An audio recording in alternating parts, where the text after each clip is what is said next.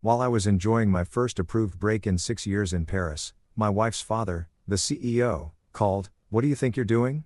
You're fired. We don't need a lazy pig." I laughed and hung up before he could finish his sentence. Then raised my glass and toasted with the man sitting next to me, the CEO of our biggest competitor, who happened to be staying at the same resort. When I returned, things got hysterical when the terrace overlooked the Seine like a painting I'd only ever seen in screensavers. The kind of view that exists in other people's lives, not mine.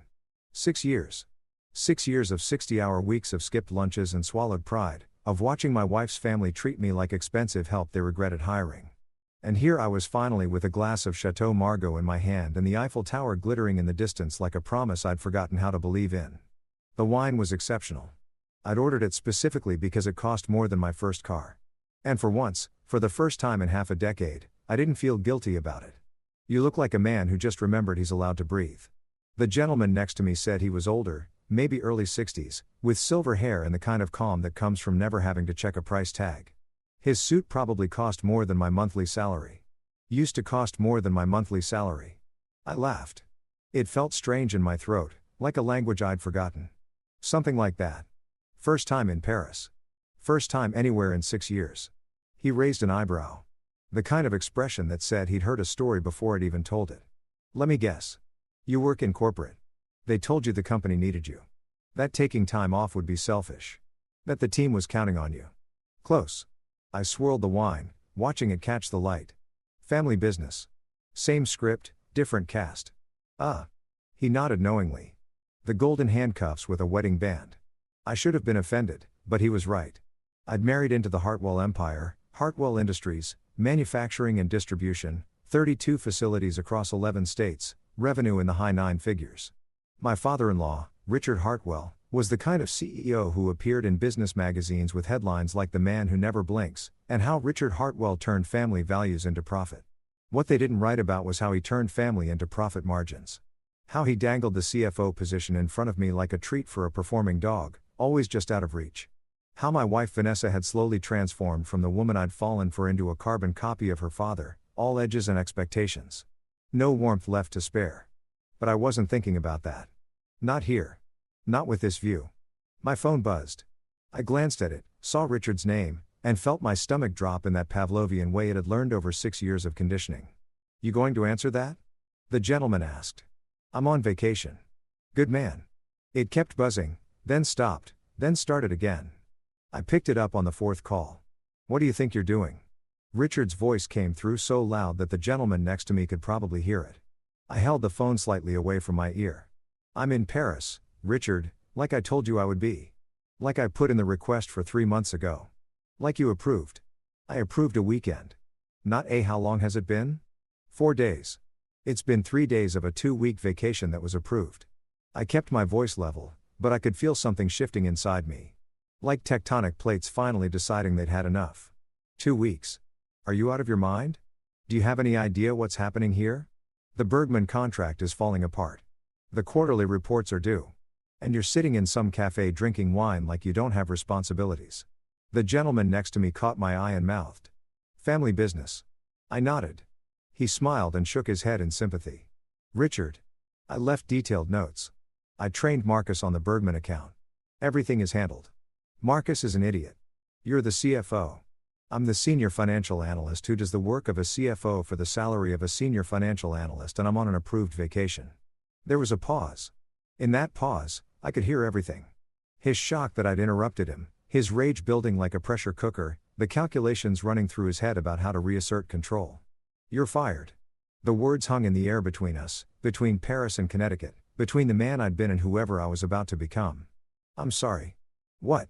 "You heard me. You're fired. We don't need a lazy pig who abandons ship. The moment things get difficult, you're done. Don't bother coming back to the office. We'll have security pack your things." I looked at the Seine, at the lights reflecting on the water, at the wine in my glass that tasted like freedom and cost like revenge, and I laughed. It started as a chuckle, then built into something fuller, something that came from a place so deep I'd forgotten it existed. I laughed like a man who just realized he'd been holding his breath underwater for 6 years and finally broke the surface. "Are you listening to me?" Richard's voice had gone shrill. "Oh, I'm listening. I'm just enjoying the moment. See, Richard, Here's the thing. There's no thing I hung up, just pressed the red button, and watched his name disappear from my screen. Then I turned to the gentleman next to me, raised my glass, and said, I just got fired by my father-in-law. He studied me for a moment, then lifted his own glass with a smile. That suggested he understood more than I'd said. Then this calls for a toast. To new beginnings. To new beginnings, I echoed. We clinkied glasses and the crystal rang like a small perfect bell. I'm James, by the way, he said. James Morrison. The name registered immediately. James Morrison, CEO of Apex Consolidated, Hartwell Industries' largest competitor. The man Richard Hartwell had spent the last 3 years trying to destroy, outbid, and outmaneuver in every market they shared. I must have gone pale because James smiled wider.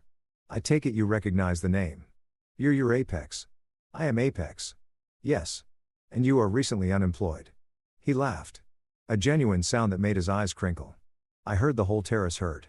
Actually, your father-in-law has impressive lung capacity. He practices yelling. It's like cardio for him. Tell me something. James leaned back in his chair completely relaxed. In your professional opinion, and I'm asking as one finance person to another, not as competitors, what's H. Hartwell's biggest vulnerability right now? I should have said nothing.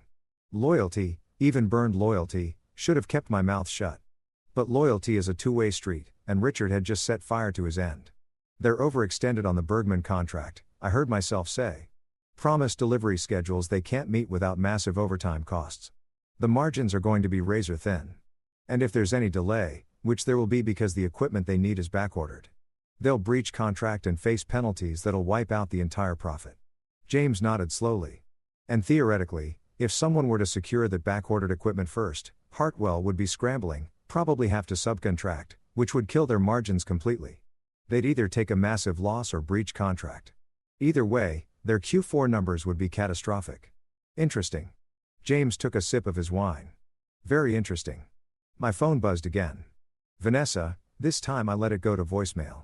It buzzed again immediately. Text message. Call me now. Your wife? James asked. My soon-to-be ex-wife, I'm guessing. Ah, she's upset about the firing. She's upset that I might have actually stood up for myself. That's not part of the script. The phone buzzed twice more in quick succession. I turned it face down on the table. Can I tell you something? James said. In my experience, the best revenge isn't dramatic. It's not angry. It's precise. It's walking away with your dignity intact and watching them realize too late exactly what they've lost. That sounds nice in theory. I'm not talking about theory. He pulled out his wallet, extracted a business card, and slid it across the table. I'm talking about an offer. Apex is opening a new division. We need a CFO who understands the manufacturing and distribution sector. Someone who knows the landscape, knows the players, knows where the opportunities are, someone who isn't afraid to take a vacation when they've earned it. I stared at the card. James Morrison, CEO, Apex Consolidated, a phone number, an email address. You can't what? Accept a job offer? You're unemployed as if he checked his watch approximately 4 minutes ago. You're allowed to be employed again. It's not that simple. There's Vanessa and the family and they just fired you on your first vacation in 6 years while you were drinking wine in Paris. He leaned forward, his voice gentle but firm. Let me ask you something. If they valued you, would you be sitting here having this conversation?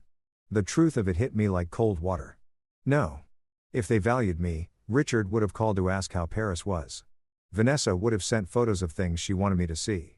I would have felt missed, not managed. Instead, I felt liberated. Think about it, James said standing. No pressure, but the offer stands. We can discuss details when you're back in the States. For now, enjoy your vacation. You've earned it. He shook my hand firm. Brief, professional, and walked away, leaving me alone with the Sen, the wine, and a business card that felt like a loaded gun. My phone buzzed again. Another text from Vanessa. Dad says, you lied at him. What is wrong with you? I picked up the phone and typed, I'm on vacation. We'll talk when I get back. Her response was immediate. There's nothing to talk about. You're coming home now. I looked at the river, at the lights, at the half-full glass of wine that had cost as much as my first car and tasted like the beginning of something I didn't have a name for yet. Then I typed no, just that, one word, 2 letters, the smallest rebellion possible. I pressed send and watched the message disappear into the digital void. Then I ordered another glass of wine, the same bottle, the same vintage, the same beautiful excess, and I sat there on that terrace overlooking the Seine. And I let myself imagine what it would feel like to work somewhere I was actually wanted. The phone exploded with messages. Vanessa, Richard, Vanessa's mother, Susan, with a message about family loyalty and disappointing everyone. My brother-in-law Thomas with a surprisingly kind note asking if I was okay. I turned the phone off completely. The waiter brought my wine. The night air was perfect. Somewhere in the distance, a street musician was playing La Vie en Rose on an accordion, which should have been cliched, but somehow wasn't. And for the first time in 6 years, I felt like myself. Not the person they'd needed me to be. Not the role I'd been playing, just me drinking expensive wine, watching the lights on the water, holding a business card that might be a life raft or might be a grenade. Either way, I was done drowning. The irony wasn't lost on me. I'd come to Paris to take a break from my life. And instead, my life had broken completely. But as I sat there, watching the city glow against the night sky, I realized something. Sometimes breaking is the only way to rebuild into something stronger. And I was ready to be strong again. The flight back to Connecticut felt longer than the flight to Paris had, even though they were the same duration. Funny how time works that way, how anticipation makes hours disappear and dread makes minutes stretch like taffy. I'd stayed the full 2 weeks every single day of my approved vacation. Despite the constant barrage of messages, voicemails, and increasingly unhinged emails from Richard, despite Vanessa's threats, then pleading, then cold silence, despite the part of me that whispered I was being childish, that I should just come home and smooth things over like I always did. But I didn't. I visited the Louvre. I ate at cafes where no one knew my name or cared about quarterly projections. I walked along the Seine every evening, sometimes alone, sometimes with James Morrison, who turned out to be staying at the same hotel for a European business tour. We talked about finance, about family businesses, about the particular hell of working somewhere that treated loyalty like a contract with fine print you weren't allowed to read. He never pressured me about the job offer. Never even mentioned it after that first night. But it sat between us like a third presence at every conversation possibility. Dressed in a tailored suit, sipping espresso. On my last night in Paris, James handed me a folder over dinner. What's this? Nothing official. Just some reading material for the flight. Details about the CFO position if you're interested. Salary range, benefits, the usual. He paused, cutting into his steak with surgical precision and maybe some information about Hartwell Industries that you might find enlightening. I opened the folder just enough to see the first page, a financial analysis of Hartwell Industries, complete with projections, market positioning, and several sections highlighted in yellow. Where did you get this publicly available information? Mostly some industry contacts. Nothing. You couldn't find yourself with enough time and the right questions. He met my eyes. I believe in making informed decisions. Whatever you decide about the job offer, you should know what you're walking away from or what you're walking back into. I tucked the folder into my carry-on. Thank you. Don't thank me yet. You haven't read it. I read it on the plane. Every page, every footnote, every highlighted section that James had marked for my attention. And with each page, the picture became clearer and uglier. Hartwell Industries wasn't just struggling, it was hemorrhaging. The Bergman contract I'd mentioned was one of 7 major accounts that were underwater on margins. Richard had been bidding aggressively on contracts, undercutting competitors to win market share, but the actual costs of fulfillment were eating them alive. They were winning battles and losing the war. And someone had been cooking the books to hide it. Not cooking exactly, more like seasoning, creative accounting, optimistic projections presented as certainties, deferred maintenance costs, delayed equipment purchases that would come due eventually with interest. I recognized my own work in some of the reports, but twisted numbers I'd presented with caveats were being shown to the board without context. Conservative estimates I'd calculated were being reported as guaranteed outcomes. My careful hedging had been stripped away, leaving only the optimistic skeleton. And then I found the section about the life insurance policies. Every executive at Hartwell Industries had a Keyman life insurance policy standard practice for a family business. If something happened to a critical employee, the company would receive a payout to cover the cost of replacement and training. What wasn't standard was the size of my policy, $15 million, or the fact that it had been increased from $2 million just 8 months ago, right after I'd successfully renegotiated the supplier contracts that had saved the company $4 million in annual costs, or the fact that Richard was the sole beneficiary on behalf of the company, and that there was a clause I'd never seen before about suicide exclusions being waived after the first 2 years. My policy was now in year 6. I read that page 3 times. My coffee going cold in my hands, turbulence rocking the plane while my stomach rocked for entirely different reasons. Maybe it was nothing. Maybe it was standard. Maybe I was being paranoid. But I thought about the increasingly dangerous efficiency consultations Richard had sent me on factory floors where I had to inspect equipment, warehouses where forklifts zipped past within inches, site visits to facilities with questionable safety records. I thought about the time he'd insisted I personally oversee a late-night inventory at the chemical storage facility alone despite that being wildly outside my job description. I thought about how tired I'd been lately. How the coffee at the office had started tasting bitter.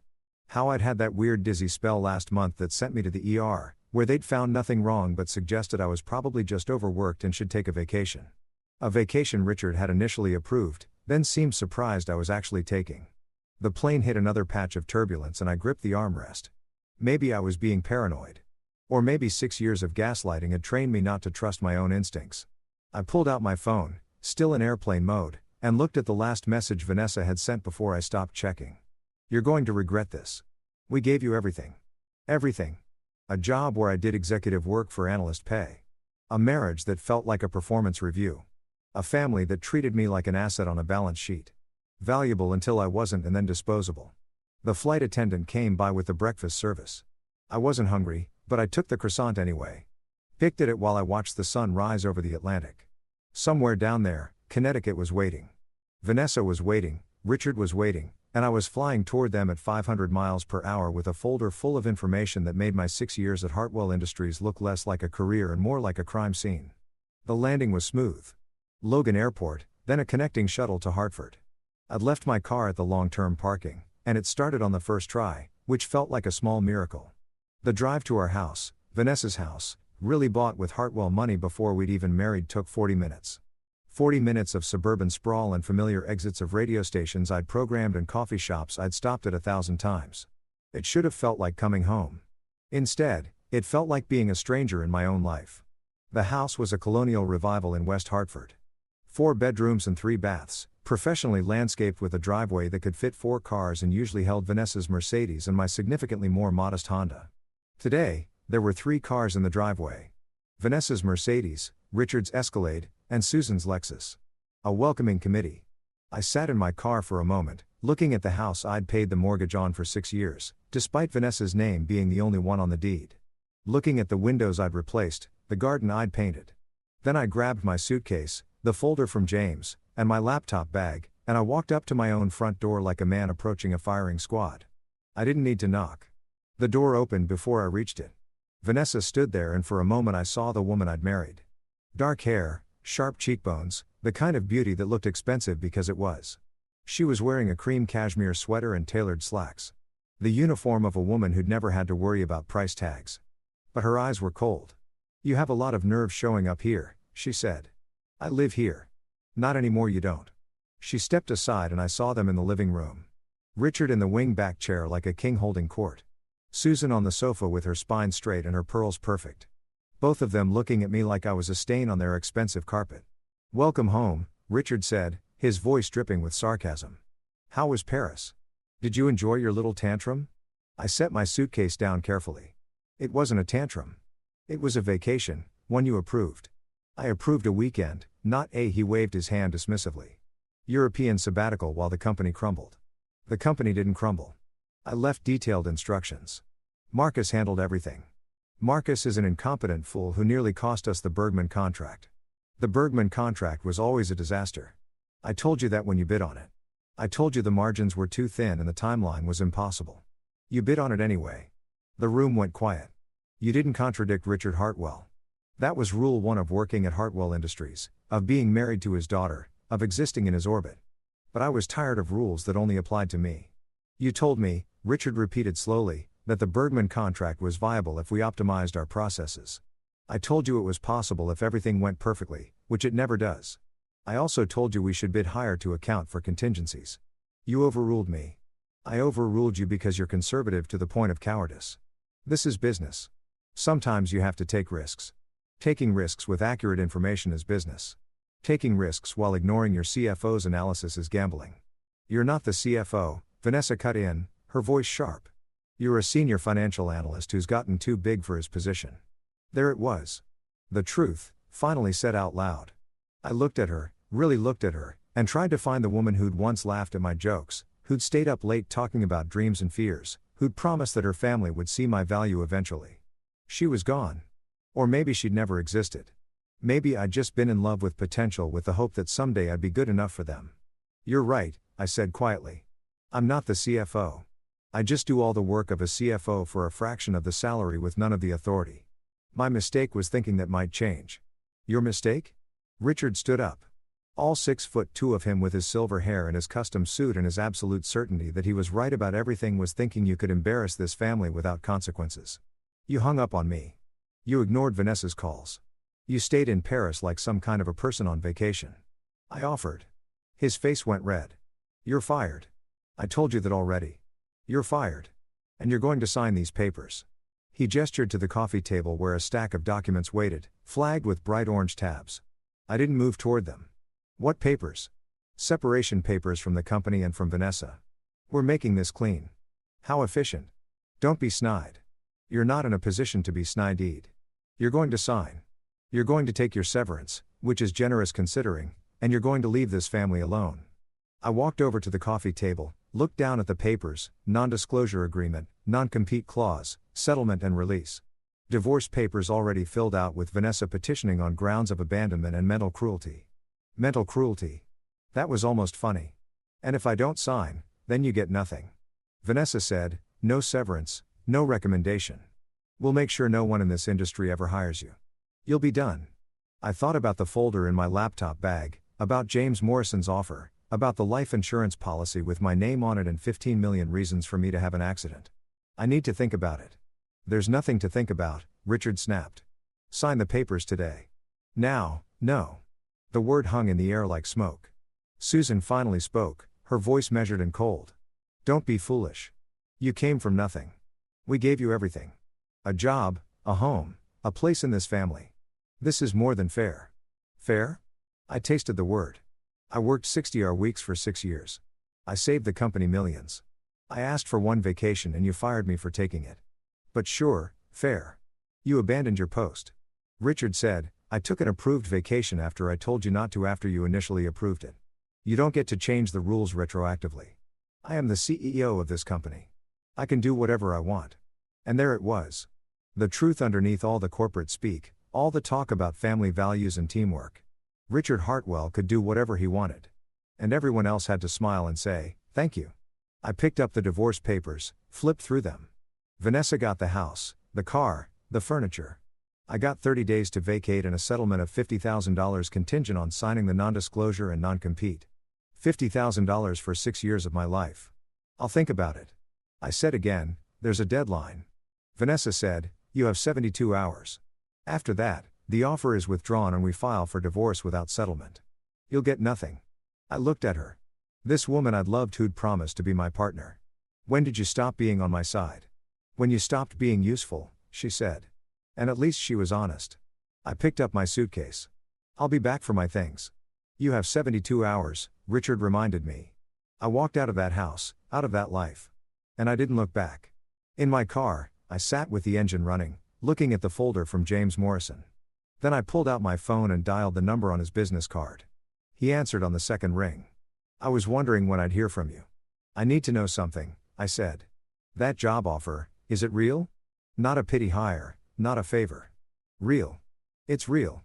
I need a CFO who understands this industry. You're the best person I know for the job. So, yes, it's real. When can I start? I could hear the smile in his voice. How soon can you get to New York? I can be there tomorrow. Then, let's say tomorrow. 10 a.m. My office. We'll discuss terms, go over the division structure, and if we're both happy, you can sign on immediately. What about the non-compete Hartwell will make me sign? Non-competes are tricky in Connecticut, especially when the firing was retaliatory and the employee was on approved leave. But we'll have our lawyers look at it. I'm not worried. I looked at the house one more time. At the life I'd built that had never really been mine. I'll see you tomorrow, I said. Welcome to Apex, James said, and hung up. I drove to a hotel in Marriott near the highway. Clean and anonymous. I ordered room service, spread the Hartwell documents across the bed, and started reading. By midnight, I had a list of 15 regulatory issues, 8 accounting irregularities, and 1 life insurance policy that made my blood run cold. By 2 meters, I had a plan. And by dawn, I was ready to burn it all down. Not with anger, not with drama, with evidence, with precision, with the kind of quiet revenge that Richard Hartwell would never see coming. The Apex Consolidated building in Manhattan was everything Hartwell Industries headquarters. Wasn't sleek glass and steel rising 40 stories above Midtown with a lobby that looked like modern art, had made it with architecture, and produced something beautiful. No wood paneling, no oil paintings of stern-faced founders, just clean lines, natural light, and a reception desk where the security guard smiled at me like I was a person, not an interruption.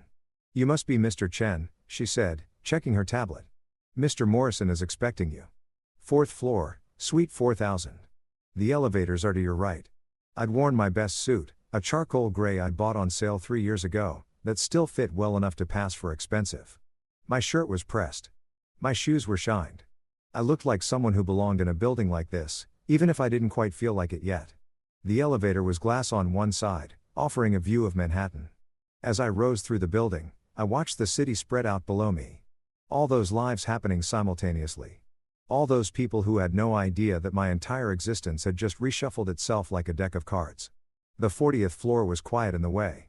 Expensive places are thick carpet that swallowed sound, art on the walls that probably cost more than my car, and an assistant at a desk who looked up and smiled as I approached. "Mr. Chen, good morning. James is finishing a call, but he'll be right with you. Can I get you anything? Coffee, water, tea? Coffee would be great. Black. Thank you." She returned with coffee in a real mug, not a paper cup, not a styrofoam disaster, and gestured to a seating area with a view that made my hotel room seem like a closet. "Please make yourself comfortable. He shouldn't be more than a few minutes." I sat, sipped the coffee, which was excellent, and tried to calm the part of my brain that kept whispering, this was all a mistake, that I should go back to Connecticut and sign Richard's papers, and accept my place in the universe as someone who didn't get nice things. But then I thought about Vanessa's face when she'd called me useless. About Richard's smug certainty that I had no options. About that life insurance policy and all the convenient accidents that hadn't happened yet but might have eventually if I'd stayed long enough. No. I was done being small to make them feel big. David James emerged from his office, hand extended, smile genuine. He was wearing a navy suit with an open collar, no tie, which somehow made him look more authoritative, not less. Right on time. "Come in. Come in."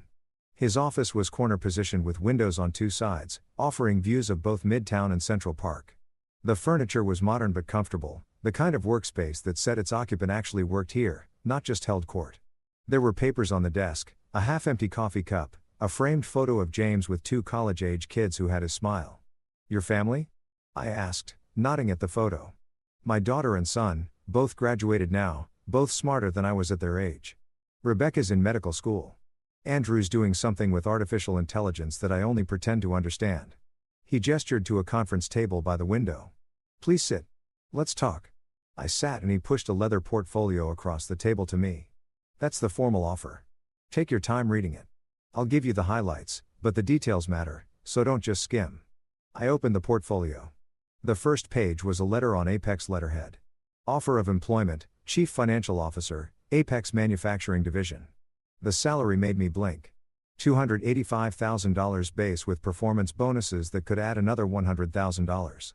That was more than double what Hartwell had paid me and almost exactly what a CFO should make in this industry. "The base salary is competitive for the market," James said, watching my reaction. "The bonus structure is tied to division performance metrics, EBITDA growth, cost savings, successful contract negotiations. You hit your targets, you make your bonus. Simple as that." I kept reading health insurance full coverage, no deductible, 401k matching at 6%. 4 weeks paid vacation starting immediately, not acred over time. 4 weeks, I heard myself say, and we actually expect you to take it. Burned out executives make bad decisions. I'd rather you take breaks and stay sharp. He leaned back in his chair. "I saw what Hartwell did to you. That's not how we operate here. Stock options, professional development, budget, relocation assistance if I needed it. The division you'd be overseeing is our newest," James continued. "We're expanding into precision manufacturing medical devices, aerospace components, high-tolerance work. It's a different market than bulk distribution, but the financial principles are the same. You'd have a team of 4 initially with budget to hire more as we scale. 4 people reporting to me initially. I expect that number to grow. We're starting with about $60 million in projected revenue for the first year, scaling to 200 million by year 3 if we execute properly. Your job is to make sure we're profitable at every stage of that growth, not just chasing top-line numbers. It was everything I'd wanted at Hartwell. Responsibility, authority, respect. There's one complication, I said, pulling out the folder Richard had prepared. Hartwell wants me to sign a non-compete 18 months covering the entire manufacturing and distribution sector in the Northeast. James held out his hand and I passed him the document. He read it in silence, his expression neutral, then set it down and smiled. This is barely enforceable. You were fired while on approved leave. That's retaliatory termination. The non-compete is overly broad. And most importantly, you'd be working in a different sector. We're not competing for the same contracts. He slid the paper back to me. Sign it if you want the severance. Our lawyers can break it if Hartwell tries to enforce it, which they won't because they don't want a wrongful termination lawsuit. They offered me $50,000 as severance. Sign it, take the money, and start here next week. If Richard wants to make a fuss, we'll bury him in legal fees. Trust me, he'll back down. I wanted to believe him, but I'd spent 6 years watching Richard destroy people who opposed him, grinding them down with the sheer weight of his certainty that he was untouchable. You don't know Richard Hartwell, I said quietly. Actually, I do. We've been competing for 20 years. I've watched him bid aggressively on contracts he can't fulfill profitably, cut corners on safety to meet margins, treat employees like disposable assets. He's good at projecting strength, but his foundation is crumbling. James leaned forward, his voice gentle, but firm. I've seen the analysis you did in Paris. I know you understand exactly how weak Hartwell Industries really is. The question is, are you ready to stop protecting him? The question hung in the air between us. Was I? For 6 years, I'd covered for Richard's mistakes, massaged the numbers to hide his bad decisions, found creative solutions to problems he'd created through arrogance and ego. I'd been a good soldier, a loyal employee, a perfect son-in-law who knew his place, and it had gotten me fired, divorced, and nearly killed if my suspicions about that life insurance policy were correct. Yes, I said. I'm ready. James smiled. Good. Then let's talk about what happens next. You're going to sign Hartwell's papers, take your severance, and start here on Monday. We'll announce your hiring in the industry, press new CFO for Apex Manufacturing Division, impressive credentials, exciting future. Richard will see it and he'll be furious, but there's nothing he can do. He'll try something. Let him try. We're not Hartwell Industries. We don't operate on intimidation. We operate on results. James pulled out another folder. This one thicker than the employment offer. This is everything we have on Hartwell Industries. Market analysis, competitive intelligence, financial projections based on publicly available data. I want you to read it, not as a former employee, but as our CFO. Tell me where they're vulnerable. Tell me where we can compete effectively. Tell me how we can win without breaking any rules. I took the folder, felt its weight in my hands. This feels like corporate espionage. It's competitive intelligence. Everything in that folder is either public record or industry knowledge. I'm not asking you to violate any confidentiality agreements.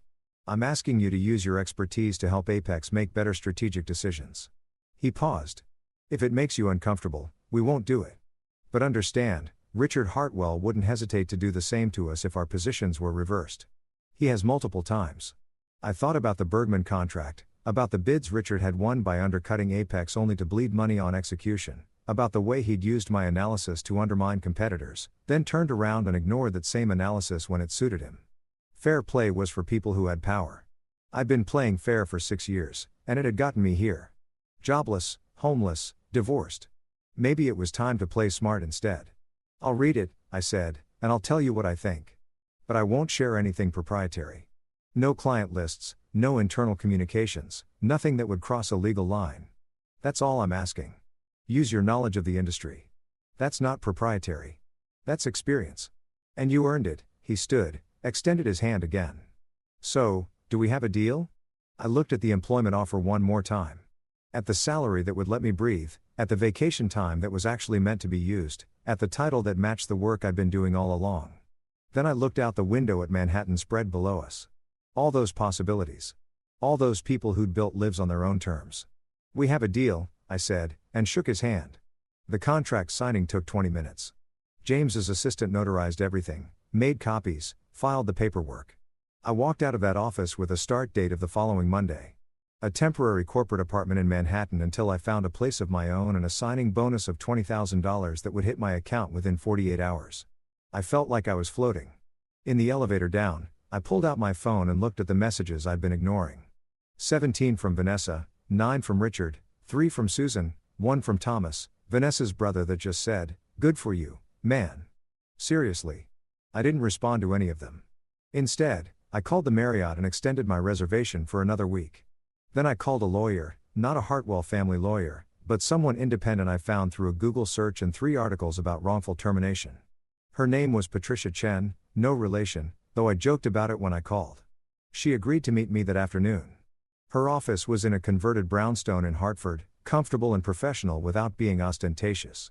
She was maybe 50 with silver-streaked black hair and the kind of direct gaze that suggested she didn't waste time on, so she said after I'd explained the situation, fired while on approved vacation, pressured to sign a separation agreement within 72 hours, and they're offering you $50,000 to go away quietly.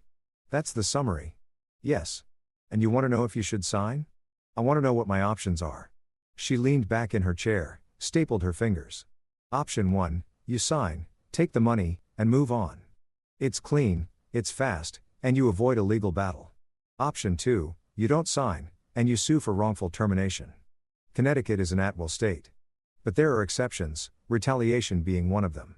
If you can prove they fired you specifically for taking approved vacation time, you might have a case. How would I prove that? Do you have documentation that the vacation was approved? Email approval from Richard. Dated 3 months ago. Perfect. Do you have evidence that he fired you specifically because you took the vacation? I thought about the phone call in Paris. He said it on the phone. I don't have a recording. Witnesses? A restaurant full of people, but they were speaking French mostly though. I paused, remembering. James Morrison was sitting next to me. He heard everything. Patricia raised an eyebrow. James Morrison of Apex Consolidated. That James Morrison the same. He's offered me a job as CFO. CFO, that complicates things. If you sue Hartwell and you're already working for their competitor, it looks retaliatory on your part, not theirs. The optics are terrible. So, I should just sign and let them win. I didn't say that. I said the optics are terrible for a lawsuit. But here's what I'd recommend. Sign the agreement, take the severance, and keep detailed records of everything. Every email, every text message, every communication. Because if Hartwell tries to enforce that non-compete against you, we'll have grounds to argue it's retaliatory and therefore unenforceable. We won't have to prove wrongful termination. We just have to show that the non-compete is being used to punish you for taking legal employment elsewhere. It made sense. Don't fight the battle they wanted me to fight. Wait for them to overreach, then strike. And the divorce, that's trickier. Connecticut is an equitable distribution state, meaning marital assets get divided fairly, not necessarily equally. How long were you married? 6 years. And you worked at Hartwell during that entire time? Yes. Did you contribute to the household income? I paid the mortgage, all the utilities, groceries, most expenses, but the house is in her name only. It was bought before we married with Hartwell money. Her name is the only one on the deed. Patricia made a note. That works in your favor. Actually, if the house is her separate property, you have no claim to it, but she also can't claim you owe her anything for it. What about retirement accounts, savings, investments? I have a 401k from Hartwell with maybe $80,000 in it. She has significantly more family money. Then the divorce should be straightforward. You take your 401k, she takes her assets, you split any joint accounts, and you're done. Don't fight for things that aren't worth the legal fees. She's claiming mental cruelty, Patricia snorted. They always do. It's boilerplate language for no-fault divorce. Don't take it personally. What matters is the asset division and whether there's alimony. Alimony in a 6-year marriage where both parties worked. Unlikely. But if she asks for it, we'll counter with the fact that you were the primary breadwinner for household expenses while she had access to family wealth. It'll go nowhere. I left Patricia's office with a plan. Sign the Hartwell papers, take the severance, start at Apex, and let Richard make the first wrong move because he would. Men like Richard Hartwell always did. They couldn't help themselves. That evening, I sat in my hotel room and read through the Apex folder on Hartwell Industries. Page by page, section by section, I saw my former employer through new eyes. They were overextended in 7 markets. They'd deferred maintenance on critical equipment. They'd underbid on contracts to steal market share, but the actual margins were killing them. Their workforce was demoralized. I could see it in the turnover numbers, in the Glassdoor reviews, in the safety incident reports that were trending upward, and that life insurance policy. $15 million increased right after I'd saved them $4 million. I pulled out my laptop and started making notes. Not about proprietary information, I wouldn't violate my confidentiality obligations, but about patterns, about decision processes, about the kind of strategic thinking that led companies to chase short-term wins at the expense of long-term stability.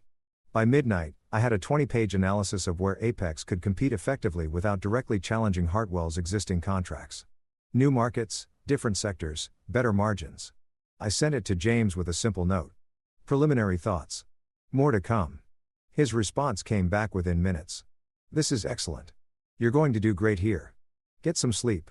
Monday's going to be busy. I closed my laptop and lay back on the hotel bed, staring at the ceiling. 72 hours ago, I'd been in Paris drinking wine and pretending my life wasn't falling apart. Now I had a new job, a new future, and a plan.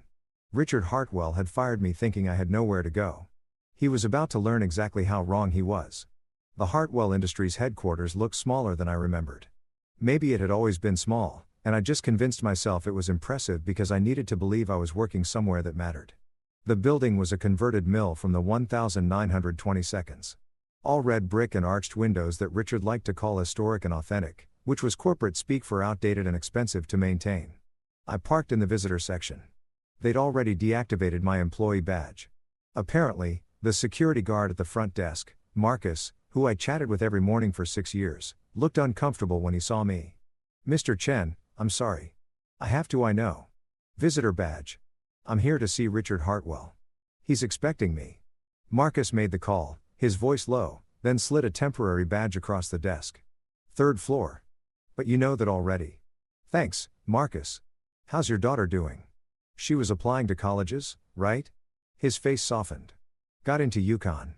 Full ride. She's over the moon. That's wonderful. Tell her congratulations from me. I will. And Mr. Chen, for what it's worth. I'm sorry about how things went down. I clipped the visitor badge to my jacket. Not your fault. Take care of yourself. The elevator ride to the 3rd floor felt longer than the 40-story ascent at Apex had. Familiar territory is always harder to leave than new ground is to claim. I saw the water stain on the ceiling that facilities had been meaning to fix for 2 years. The motivational poster about teamwork that someone had hung ironically and that Richard had never noticed was ironic. The smell of burned coffee from the break room where the pot was always left on too long. This had been my life, my daily reality, and I'd thought it was normal. The executive suite was at the end of the hall behind double doors that were supposed to look impressive but mostly just looked heavy. Richard's assistant, Jennifer, who'd always been kind to me, glanced up from her desk with an expression I couldn't quite read. David, they're waiting for you in the conference room. They Mr. Hartwell, Mrs. Hartwell, and Vanessa. And the lawyers? Of course, there were lawyers. Thanks for the warning, Jennifer. She lowered her voice. I put together your termination paperwork. They didn't give me much to work with for the severance calculation. I'm sorry. You did what you could. I appreciate it. The conference room was the largest one in the building with a long mahogany table that could seat 20 minutes, but today held only 5. Richard at the head, Susan to his right, Vanessa to his left, and 2 men in expensive suits who radiated attorney-like cologne. Richard didn't stand when I entered. You're late. I checked my watch. I'm 2 minutes early, actually. I said 10 o'clock. Your assistant said 10:30. He waved his hand dismissively, as if the contradiction was my fault somehow. Sit down. Let's get this over with. I sat across from Vanessa, who wouldn't meet my eyes. She was wearing navy, a power color meant to make her look authoritative, but she just looked tired. There were circles under her eyes that makeup couldn't quite hide, and her hands were clasped too tightly on the table. One of the lawyers, the older one, with silver hair and a Rolex that probably cost more than my car, slid a stack of documents across the table. Mr. Chen, I'm Robert Fitzgerald, representing Hartwell Industries. This is my colleague, Daniel Park. We've prepared the separation documents we discussed. I'll walk you through each section. I've already read them, I said. My attorney reviewed them as well. Richard's eyebrow went up. You hired an attorney? You hired 2? I hired 1. Seemed reasonable. This doesn't need to be adversarial, Susan said, her voice syrupy with false warmth. We're all family here. We're really not, I said quietly. But go ahead, Mr. Fitzgerald. Let's hear the terms. Fitzgerald cleared his throat, clearly uncomfortable with my tone. The separation agreement consists of 4 components: termination of employment, severance package, non-disclosure agreement, and non-compete clause. Let's start with termination. He flipped to the first flag page. Hartwell Industries is terminating your employment effective immediately, citing voluntary abandonment of position and breach of operational standards. I took an approved vacation. That's not abandonment. The approval was conditional upon operational needs, which changed during your absence. That's not what the approval email says. It's unconditional approval for 2 weeks, dated 3 months ago. Fitzgerald's jaw tightened. Regardless, the termination stands. The severance package is $50,000 contingent upon signing the NDA and non-compete. The NDA prohibits you from disclosing any confidential information about Hartwell Industries, its operations, clients, or financial status. The non-compete prevents you from working in the manufacturing or distribution sector in the Northeast for 18 months. 18 months is a long time to be unemployed. I said, "You should have thought of that before abandoning your responsibilities," Richard snapped. "I took a vacation that you approved. I approved a weekend. The email says 2 weeks. Vanessa finally spoke, her voice brittle. "Can we just get through this, please?" I looked at her. This woman I'd shared a bed with for 6 years, who'd promised to be my partner in everything. "Are you okay?" "Don't," she said sharply. "Don't pretend you care." "I'm not pretending. You look exhausted." "I'm exhausted because you've turned our lives upside down with your selfishness. Do you have any idea what this has done to me? To my reputation. Everyone's talking about how my husband abandoned me to drink wine in Paris. I didn't abandon you. I took a vacation. You ignored my calls. You stayed away for 2 weeks while I had to explain to everyone why you weren't here. You could have told them I was on vacation. That would have been accurate." Her eyes flashed. "You embarrassed this family." "I took a vacation," I repeated, keeping my voice level. "That's not embarrassing. That's normal." "Nothing about this is normal," Susan interjected. "Normal husbands don't disappear to Europe. Normal employees don't ignore their bosses' calls. Normal bosses don't call employees on vacation and fire them for taking approved time off." Richard slammed his hand on the table. "Enough. Are you going to sign these papers or not?" I pulled out my own folder, the employment offer from Apex, which I'd brought specifically for this moment. I slid it across the table to Richard. "I'll sign, but I want you to see this first." Richard opened the folder, scanned the first page, and his face went from red to purple. "You're working for Apex. I'm going to be starting Monday as their CFO." "The hell you are? You're signing a non-compete, which my attorney says is unenforceable given that you fired me for taking approved leave, but I'll sign it anyway because I want the severance money and because Apex's lawyers have assured me they can break it if you try to enforce it." "You little," Richard caught himself visibly struggling for control. "You can't do this. I won't allow it. You don't have a say. You fired me, remember? This is corporate espionage." "No, it's new employment. I haven't shared any proprietary information. I won't share any proprietary information, but my experience in this industry isn't proprietary. It's mine. I earned it." Fitzgerald jumped in, sensing danger. "Mr. Chen, if you sign this non-compete and then work for Apex, Hartwell Industries will have grounds to sue both you and Apex for breach of contract. The legal fees alone would be substantial." "I know. But here's the thing. My attorney also explained that wrongful termination lawsuits can be quite expensive, especially when there's clear documentation that I was fired for taking approved vacation time, especially when there are witnesses." I looked directly at Richard. "How loud were you yelling when you called me in Paris? Loud enough for the whole restaurant terrace to hear? Loud enough that James Morrison, who was sitting next to me, heard every word?" The room went very quiet. "You're bluffing," Richard said, but his voice had lost its certainty. "I'm not. I have the email approving my vacation. I have witnesses to your phone call. I have documentation of 6 years of exemplary performance reviews. And I have James Morrison willing to testify that you fired me specifically and solely for taking approved time off." I leaned forward. "So, here's what's going to happen. I'm going to sign your papers. I'm going to take your $50,000 and I'm going to start work at Apex on Monday. And you're not going to do anything about it because if you try to enforce that non-compete, I will bury you in a wrongful termination lawsuit that will cost you 10 times the severance and legal fees alone. And that's before we get to punitive damages." Fitzgerald and Park exchanged glances. They knew I was right. Employment law in Connecticut was tricky, and retaliatory termination cases could get very expensive very quickly. "You ungrateful?" Susan started. "Ungrateful?" The word came out sharper than I intended. I worked 60-hour weeks for 6 years. I saved this company millions. I asked for one vacation and you fired me for taking it. And somehow I'm the ungrateful one. "We gave you everything," Vanessa said, her voice breaking. "A job, a home, a family. You gave me a job I was overqualified for at half the market rate. A home with my name on the mortgage, but not the deed. And a family that treated me like an employee they couldn't quite fire. I softened my voice. I'm not trying to hurt you, Vanessa.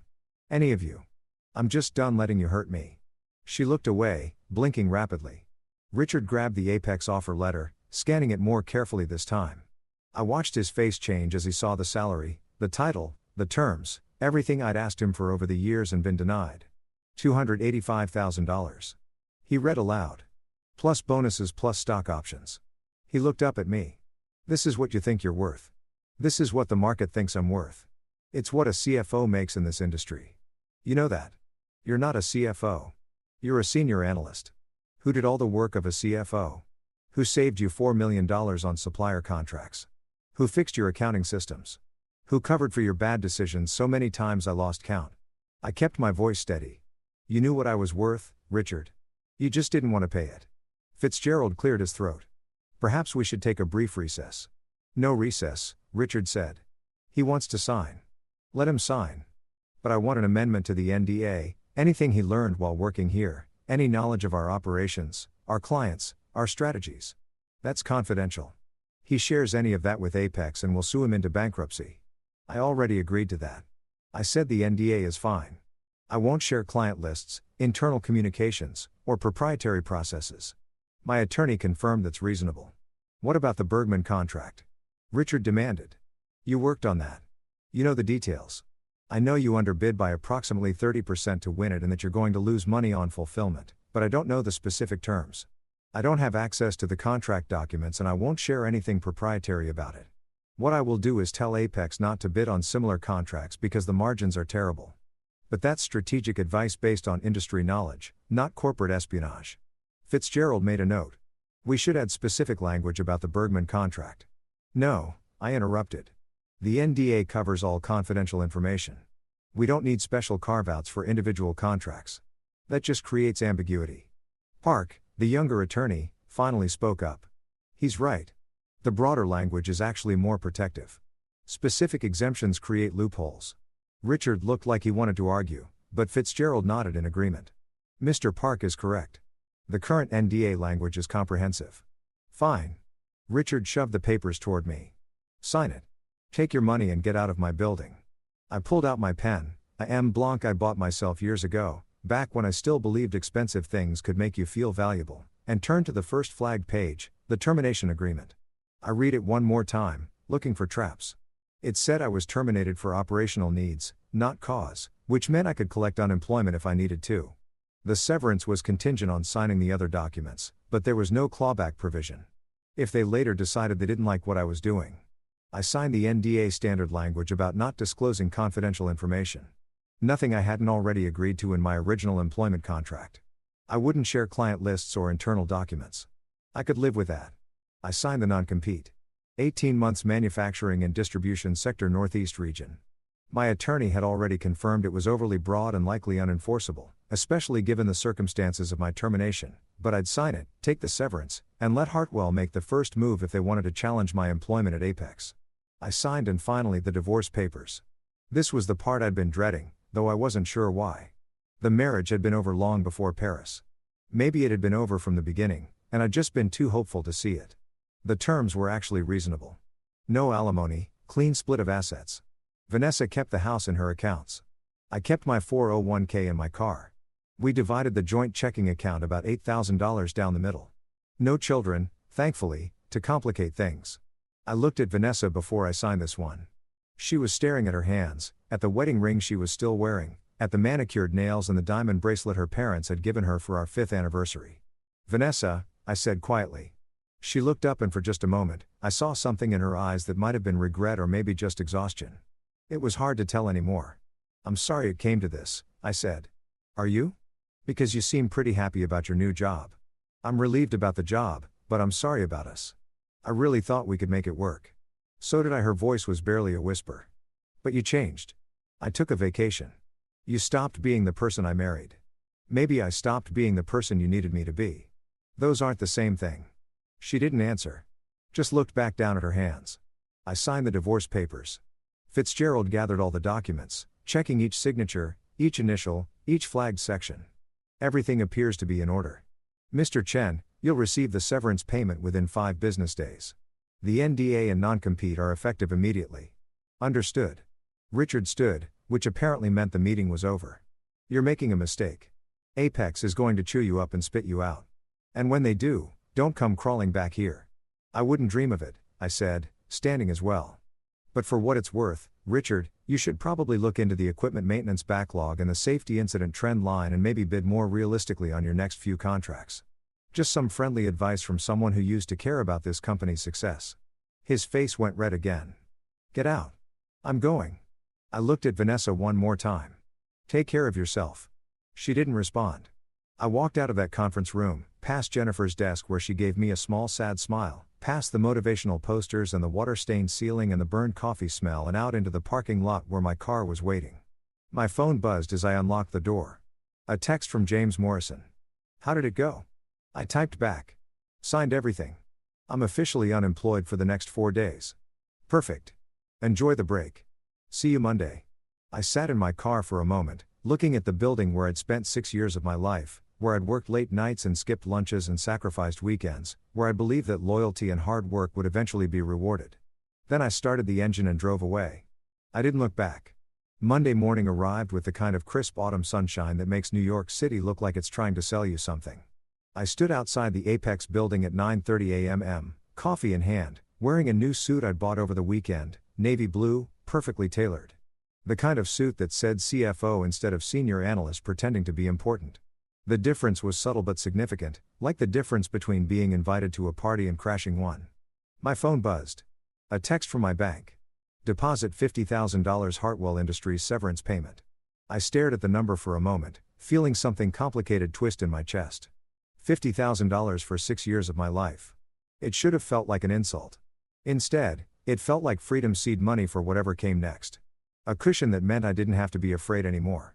I'd already moved most of my things out of the house in West Hartford. Vanessa had been gone when I came by with a U-Haul, which was probably for the best. There wasn't much to take. Some clothes, my books, my laptop, a few pieces of furniture that had been mine before the marriage. Everything else belonged to that life, and I didn't want it anymore. The corporate apartment Apex had set me up with was in Hell's Kitchen, a 1-bedroom with actual closet space and windows that didn't face a brick wall. It was temporary, 6 months, while I found a permanent place, but it felt like a palace compared to the hotel I'd been staying in. David, I turned to see James Morrison approaching, also with coffee. Also looking ready to start the week. He was wearing a gray suit today, still no tie, still radiating that effortless authority that came from actually earning respect instead of demanding it. First day nerves? He asked, falling into step beside me. Is it that obvious? You're early? You're wearing a new suit and you've been standing outside for 5 minutes like you're afraid the building might not let you in. He smiled. It's normal. Come on, let's get you settled. The 40th floor looked different on a Monday morning, alive with people, voices, the hum of a workplace that actually functioned. We passed cubicles and offices where employees were settling in, coffee cups appearing on desks, computers booting up, the ritual dance of a workday beginning. People looked up as we passed. Some nodded at James. A few smiled at me with curious interest. The new CFO probably discussed in break rooms and whispered about in hallways. I wondered what they'd been told. Probably not the full story, probably just experienced hire from the manufacturing sector or something equally vague. My office was 3 doors down from James' corner position, windows overlooking Midtown, furniture that was actually nice instead of corporate standard. There was a desk with a computer already set up, a conference table, bookshelves waiting to be filled, and a small couch by the window. Your team is meeting in the conference room at 10 o'clock, James said, leaning against the doorframe. I'll introduce you, give you some time to get to know each other, and then we'll have lunch to go over the division strategy. Sound good? Sounds perfect. Good. Oh, and David. He paused. Welcome to Apex. I'm glad you're here. After he left, I stood in my office for a moment, just taking it in. My name was already on the door, a temporary placard that would be replaced with something permanent once I proved I could do the job. But seeing it there, David Chen, Chief Financial Officer, made something settle in my chest that had been unsettled for 6 years. I wasn't pretending anymore. I wasn't waiting for someone to recognize my value. I was already recognized, already valued. The title on the door proved it. My computer password was on a welcome packet on my desk along with a stack of orientation materials, an organizational chart, and a handwritten note from someone named Sarah. Welcome to the team. I'm your executive assistant. Let me know if you need anything. Coffee preferences, meeting schedule adjustments, human sacrifice to the gods of finance. I'm here to help. Sarah, I laughed already.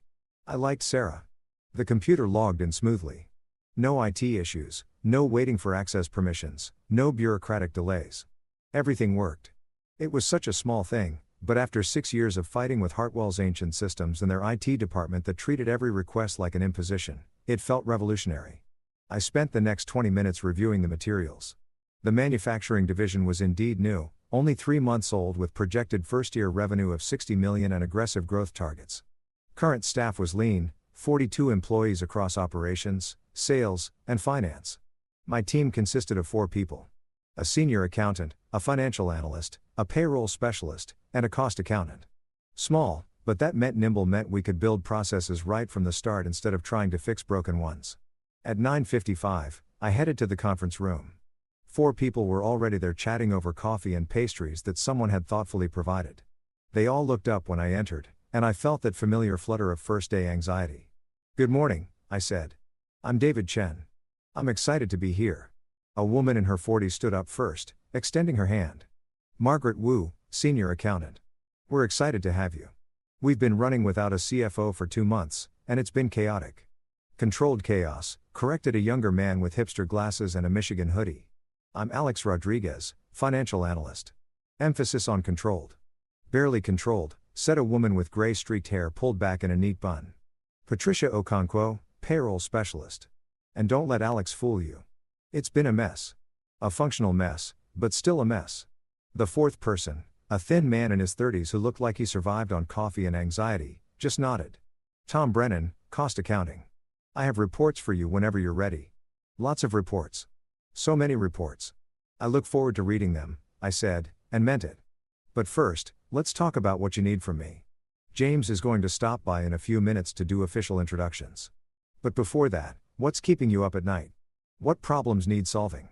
They exchanged glances, and I could see the calculation happening. New boss, first day. How honest should we be? You can be direct, I said, sitting down at the table instead of standing at the head of it. I just came from 6 years of corporate politics where no one said what they actually meant.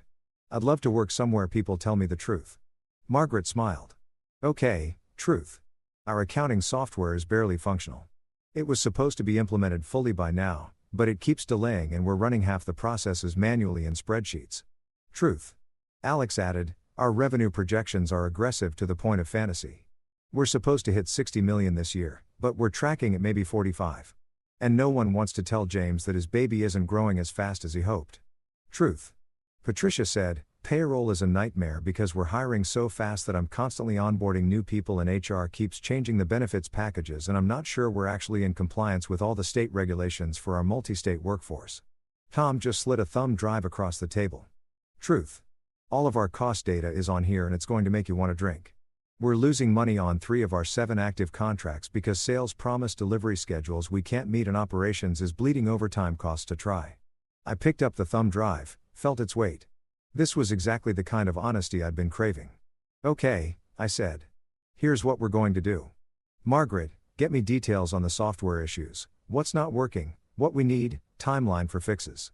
Alex, I want to see the revenue projections and the actual tracking data. We're going to revise those projections to something realistic and present them to James together. Patricia, let's get a compliance audit scheduled. I'd rather find problems ourselves than have a state regulator find them for us. And Tom, I'm going to spend this afternoon going through your data and then we're going to have a long conversation about contract pricing and delivery schedules. They all looked slightly stunned. That's it, Margaret said. No angry speech about how we need to work harder. No lecture about loyalty and commitment. Why would I do that? You've been holding things together without a CFO for 2 months. You clearly work hard. What you need is support, not lectures. I paused. Unless you want lectures. I can do lectures if that's what motivates you. Alex laughed. Please don't. We've had enough lectures from sales about attitude and team spirit. No lectures then. Just solutions. The door opened and James walked in with another man. Tall, athletic build, expensive suit, practice smile. David team, Good morning. I wanted to introduce you to Marcus Levy, our VP of Sales for the Manufacturing Division. Marcus, this is David Chen, our new CFO. Marcus extended his hand and I shook it. His grip was firm to the point of aggressive, the handshake of someone who thought strength was a substitute for competence. David, great to meet you. James speaks highly of you. His tone was friendly, but his eyes were calculating. Looking forward to working together. Likewise, I said, keeping my voice neutral. James clapped his hands together. Marcus, why don't you fill David in on the sales pipeline? Give them a sense of what we're working with.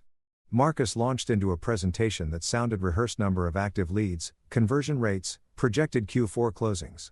It was impressive on the surface, the kind of numbers that would make a board of directors smile.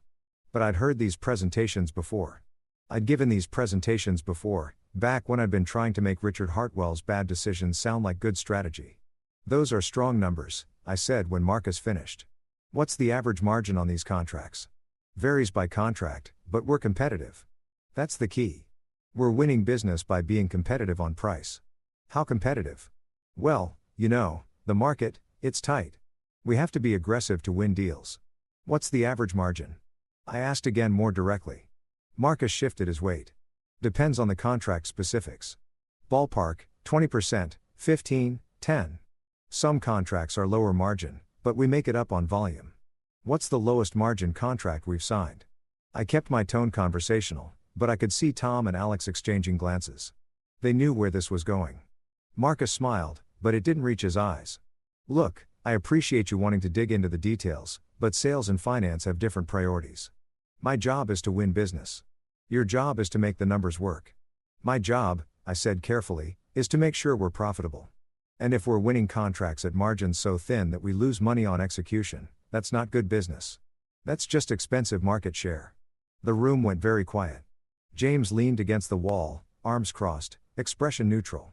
He was watching this play out with interest but not intervening. I think you're being overly conservative, Marcus said, the friendly tone fraying slightly. This is a growth phase. We have to be aggressive. Aggressive is fine. Reckless is not. Tom, what's the lowest margin contract we're currently executing? Tom looked at Marcus, then at me, then at James, then he said, the Dennis contract. We're projected to lose about 8% on it after factoring in overtime and material cost overruns. We're not losing money, Marcus protested. That's just Tom's conservative accounting. That's accurate accounting, Tom said quietly. We underbid by 32% to win the contract. Even with perfect execution, we'd barely break even. With the delays we've had, we're underwater. Marcus' face flushed. James, I don't think it's appropriate for finance to be questioning sales strategies on David's first day. Actually, James interrupted, his voice mild but firm. I think it's exactly appropriate. David's job is to make sure we're building a sustainable business, not just a large one. If we're winning contracts that lose money, I need to know that. He looked at me. What do you recommend? Short term. Tom and I need to review every active contract and identify which ones are underwater. For those, we either renegotiate terms or we eat the loss and learn from it. Long term, we need a pricing approval process. Sales proposes contract terms. Finance reviews margins and risk. And we both sign off before we commit. No more surprises. That's going to slow down our sales cycle. Marcus objected. It's going to prevent us from going bankrupt. I countered. Fast growth is meaningless if we're losing money on every sale. James nodded slowly. I agree. David, work with Marcus to develop that approval process. Marcus, I want you to cooperate fully. We're building something sustainable here, not just chasing revenue numbers. Marcus' smile was tight. Of course, whatever the company needs. He left shortly after and the tension in the room eased noticeably. Well, Margaret said after a moment of silence. That was quite a first-day show. Too much? I asked. No, James said, pushing off from the wall. That was exactly right. Marcus is excellent at winning business. But he needs someone to keep him honest about pricing. That's your job, he looked at the team. David has my full support on this. Finance isn't an obstacle to growth. It's a partner in sustainable growth. Anyone have a problem with that? Heads shook. Alex was grinning. Good, David. I'll let you get acquainted with your team. We'll do lunch at 1 to discuss division strategy. Margaret, Tom, Alex, Patricia. Give him everything he needs. Transparency is our policy. After James left, The four of them looked at me with something between respect and amusement. You just went toe-to-toe with Marcus Levy on your first day, Alex said. He's going to hate you. Will that be a problem? Probably. But it was worth it. He's been running roughshod over operations and finance since the division started, and no one's had the authority to push back. Margaret stood up, gathering her materials. I like you, David. You're direct. We could use more direct around here. The rest of the morning was a blur of introductions, system login, document reviews, and coffee. So much coffee.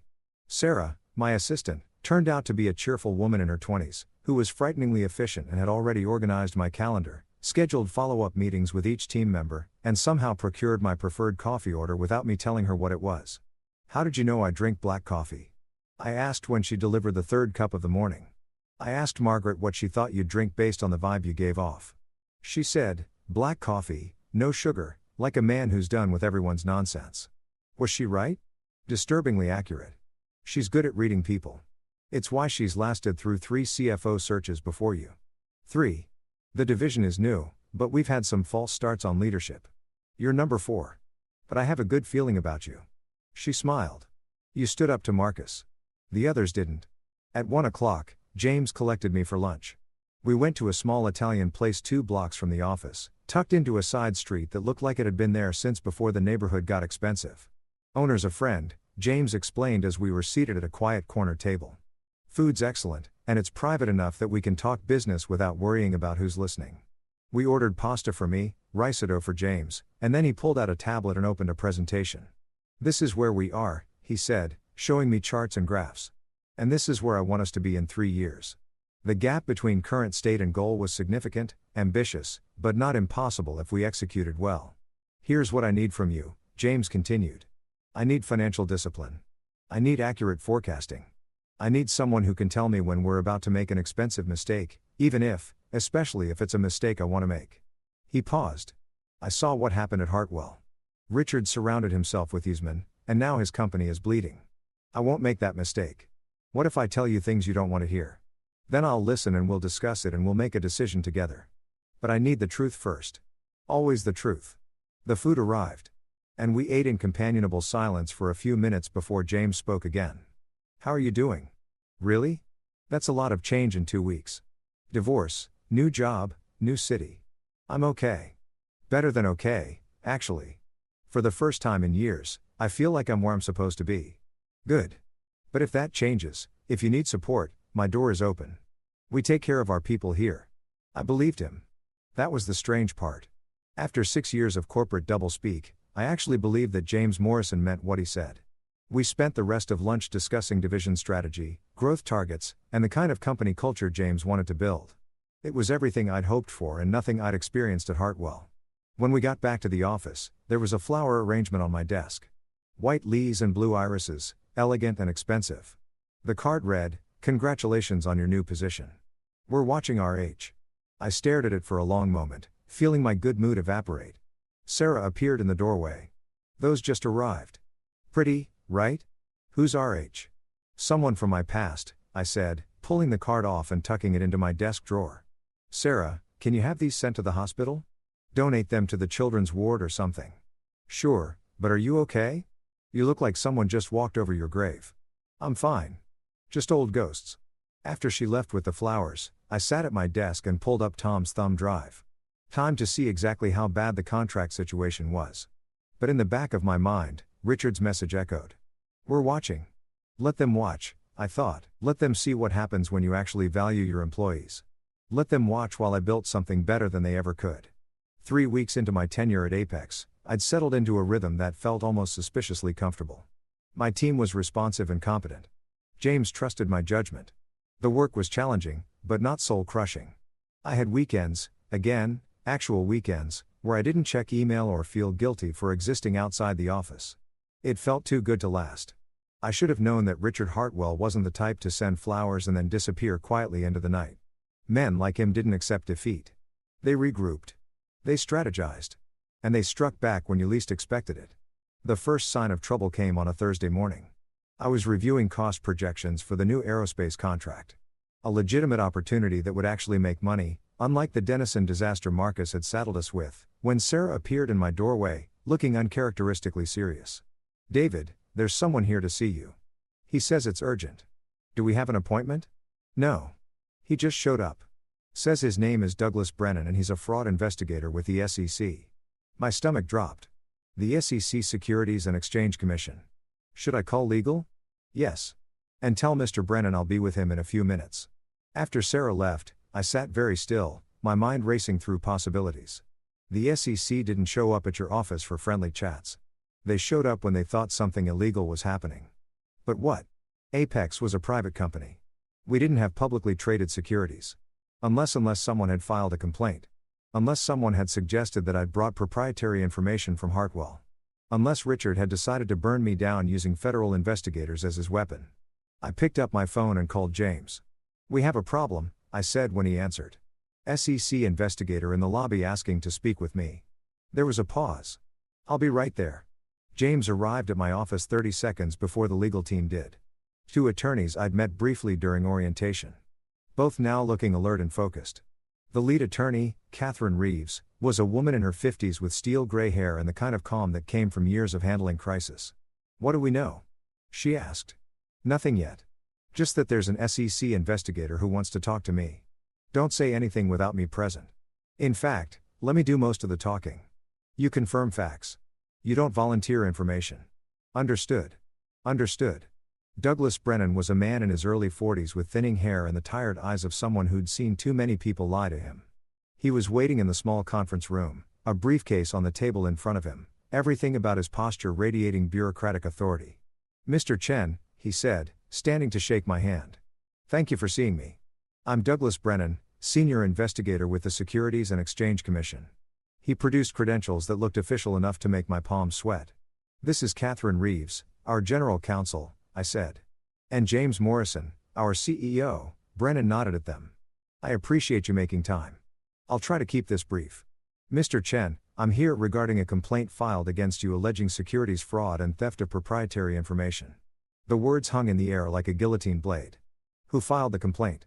Catherine asked. Hartwell Industries. Specifically, Richard Hartwell, CEO. Brennan pulled documents from his briefcase. The complaint alleges that Mr. Chen, while employed as senior financial analyst at Hartwell Industries, accessed confidential financial information with intent to use it for personal gain. Further, that upon his termination, he immediately joined a competitor and is currently using that information to harm H. Hartwell's business interests. That's absurd, I said. Catherine put a hand on my arm. Mr. Brennan, my client signed a comprehensive separation agreement with Hartwell Industries that included a non-disclosure agreement. He has not violated that agreement. Furthermore, Hartwell is not a publicly traded company. So, I'm unclear on the SEC's jurisdiction here. Hartwell Industries has publicly traded bonds, Brennan said. And if Mr. Chen had access to material information that could affect the value of those bonds. Information about the company's true financial status, for instance, and he used that information for personal benefit that falls under our jurisdiction. James leaned forward. What exactly is Hartwell alleging David did? Brennan consulted his notes. According to the complaint, Mr. Chen accessed confidential financial projections and shared them with Apex Consolidated prior to his employment here. Specifically, they allege he provided information about Hartwell's contract portfolio that allowed Apex to strategically underbid on several opportunities causing financial harm to Hartwell. That's a lie, I said flatly. David, Catherine warned. No, I'm not sitting here while Richard Hartwell accuses me of crimes I didn't commit. I never shared proprietary information with Apex. Not before I was employed here and not after. Everything I've done has been by the book. Brennan pulled out more papers. Then perhaps you can explain these emails. He slid printouts across the table. I recognized the format immediately. Hartwell Industries' internal email system, but the content made my blood run cold. The first email allegedly from my Hartwell account to James Morrison's Apex account dated 2 weeks before I took my Paris vacation. James attached are the Q3 projections for Hartwell's manufacturing division.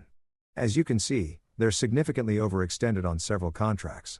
This might be useful for your strategic planning, David.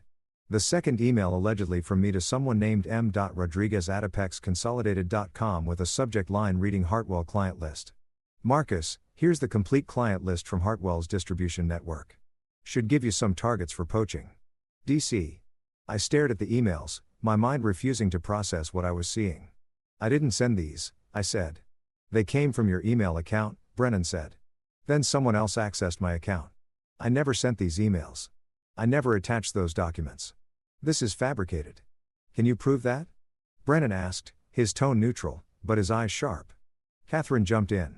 Mr. Brennan, my client is entitled to examine the digital forensics on these emails before responding to allegations based on them. I'd like copies of the full email headers, server logs, and any authentication data. We're still gathering that information from Hartwell's IT department. Then this interview is premature. You're asking my client to respond to allegations supported by evidence he hasn't been allowed to examine. That's not how this works. Brennan nodded, unbothered. That's fair, but I will need to speak with Mr. Chen again once we have complete documentation.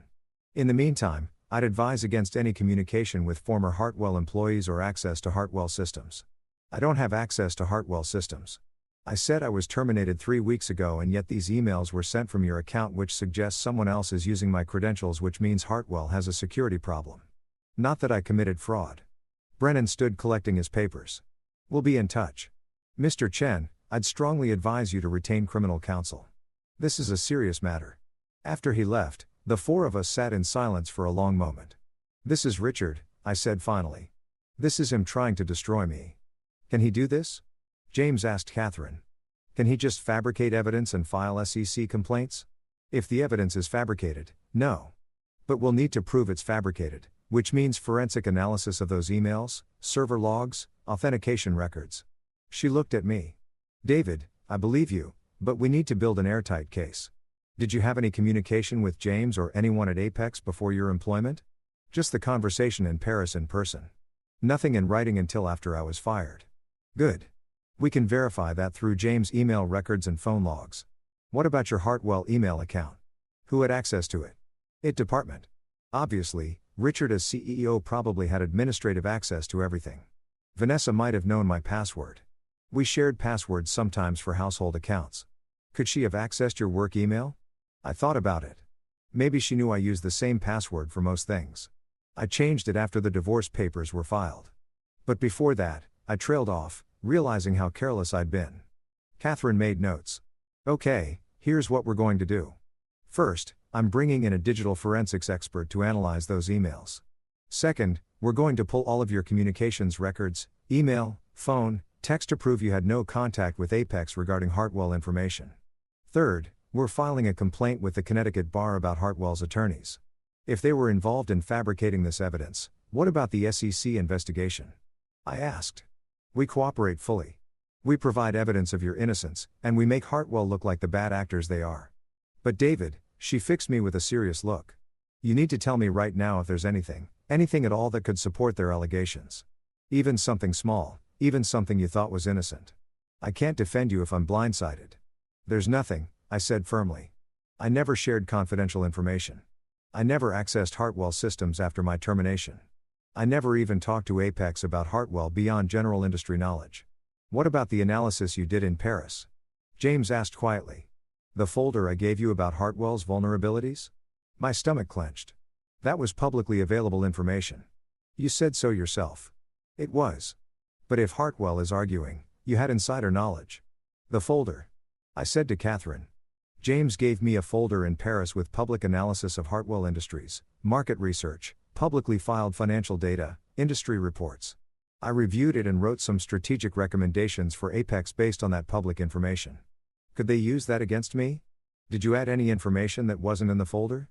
Anything from your time at Hartwell? I thought carefully. I made observations about Hartwell's bidding patterns and operational decisions, but those were based on industry knowledge, not proprietary data. I didn't share client names, contract terms, internal communications, nothing confidential. Catherine nodded slowly. That should be defensible. Industry expertise isn't proprietary. But we'll need to be very careful about how we present this. Brennan is going to try to blur the line between expertise and espionage. So, what do? I asked. You do your job. You don't contact anyone at Hartwell. You don't delete any emails or files. You document everything. And you let us handle the legal side. She stood. I'll start working on this immediately. James, I'll need authorization to bring in outside forensics experts. Whatever you need, James said. Blank check. We protect our people. After Catherine left, James and I sat in the conference room, the city sprawling below us through floor-to-ceiling windows. "I'm sorry," I said. "I never meant to bring this kind of trouble to Apex. This isn't your fault. This is Richard Hartwell being exactly who he is, a bully who can't stand losing." James turned to look at me. "Are you okay?" "Honestly, I'm furious. I spent 6 years being loyal to that man, to that company, and this is how he repays me by trying to put me in prison. The SEC complaint probably won't go anywhere. If the emails are fabricated, Brennan will figure that out. And if Hartwell filed a fraudulent complaint, they'll face consequences, will they? Men like Richard don't face consequences. They have lawyers and money and connections. They just win always." "Not always," James said quietly. "I've been competing with Richard for 20 years, remember? And I'm still here, still profitable, still growing. He doesn't always win, David. He just makes you think he does." I wanted to believe him. But the fear was there, cold and tight in my chest. The SEC didn't investigate unless they thought there was something to investigate. And even if I was innocent, which I was, the process itself could destroy me. Legal fees, reputation damage, the suspicion that would follow me even after I was cleared. Richard knew that. That's why he'd done it. Not because he thought I'd actually go to prison, but because he knew the investigation itself was punishment. "I need to see those emails." I said the full versions, not just Brennan's printouts. If they're fabricated, there will be evidence in the metadata. Catherine will get them. Trust her, she's the best. I spent the rest of the day in a fog, trying to focus on work while my mind spiraled through worst-case scenarios. Tom brought me the updated contract analysis. Alex presented revised revenue projections.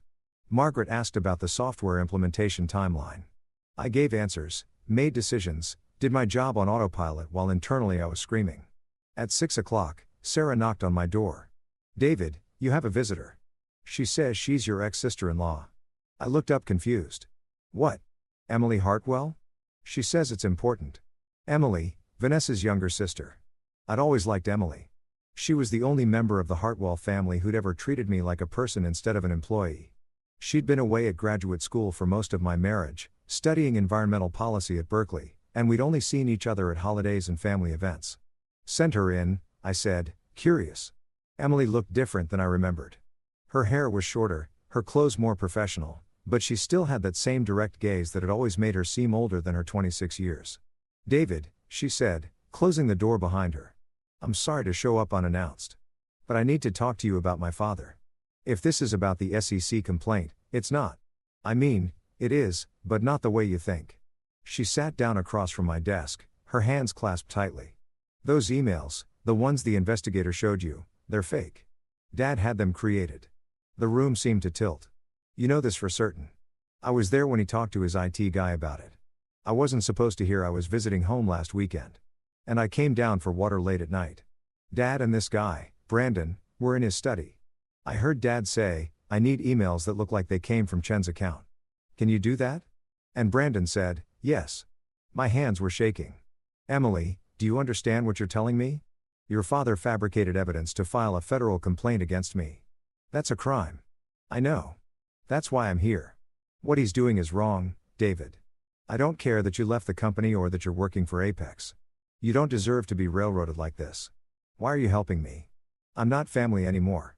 She smiled sadly. "You never really were family to them, but you were always kind to me. You remembered my birthday. You asked about my research. You treated me like a person." She pulled a thumb drive from her bag. "This has voice recordings from that night. I recorded the conversation on my phone through the door. It's not perfect, but you can hear Dad talking about fabricating the emails." I stared at the thumb drive like it was a live grenade. "Emily, if you give this to me, your father will know you betrayed him. I know he'll cut you off financially, emotionally. You'll lose everything. I'll lose his money. I won't lose everything." She pushed the thumb drive across my desk. "I have my own life, my own career. I don't need Hartwell money and I don't need to be part of a family that does this to people." I picked up the thumb drive. Felt its weight. "Thank you. You have no idea what this means. Just promise me you'll use it. Don't let him win. He's been bullying people my entire life and everyone just takes it because he has money and power. But you don't have to take it. You have proof now." After Emily left, I sat alone in my office holding the thumb drive, watching the sun set over Manhattan. Then I called Catherine Reeves. "I have evidence," I said when she answered. "Evidence that Richard Hartwell fabricated those emails. And you're not going to believe how I got it. Catherine Reeves listened to the recording 3 times. Her expression growing more grim with each playthrough. We were in a secure conference room at Apex. She'd insisted on bringing her full legal team, plus the digital forensics expert she'd hired, a thin man named Dr. Marcus Webb, who looked like he'd never seen sunlight, but could probably hack into Fort Knox given enough Mountain Dew. Richard's voice crackled through the speakers. Tiny, but unmistakable. I need emails that look like they came from Chen's account. Can you do that? Brandon's response. Yeah, I can backdate them in the system. Make it look like they were sent before he left. But Mr. Hart. Well, if anyone does a real forensic analysis, they won't. The SEC doesn't have the resources to dig that deep on a complaint like this. They'll see the emails, talk to Chen, and even if they don't charge him, the investigation alone will destroy his reputation. That's all I need. Junis, there was a pause. Then Brandon again, what about the content? You want me to write the emails? I'll draft them. You just make them look authentic. And Brandon. This conversation never happened. Understood, sir. The recording ended. Emily had captured almost 4 minutes of conversation. Muffled, but clear enough to be damning. This is gold, Catherine said quietly. This is Richard Hartwell admitting to fabricating evidence for a federal complaint. That's obstruction of justice, wire fraud, potentially conspiracy charges. Can we use it? I asked. Emily recorded it without her father's knowledge. Is that legal? Dr. Webb looked up from his laptop where he'd been analyzing the audio file. Connecticut is a one-party consent state for recordings. As long as Emily was present during the conversation, even if the other parties didn't know she was there or that she was recording, it's admissible. But she recorded through a door. I said she wasn't technically part of the conversation. Doesn't matter. Catherine said she was in a place she had legal right to be her family's home. She overheard a conversation that she then chose to record. That's legal. The question isn't admissibility. It's what we do with it. We give it to the SEC, I said immediately. Eventually, yes, but we need to be strategic here. Catherine pulled up a document on her tablet. Right now, the SEC is investigating you based on Hartwell's complaint. If we immediately produce evidence that Hartwell fabricated the complaint, several things happen. 1. The investigation shifts focus to Hartwell. 2. Richard knows someone inside his organization betrayed him. 3. He goes into full defensive mode and probably destroys any other evidence. You want to wait? I couldn't keep the frustration from my voice. I want to build an airtight case. Dr. Webb, how long do you need to analyze those emails Brennan showed us? If I can get the actual email files with full headers and metadata, not just printouts, 2 days, maybe 3.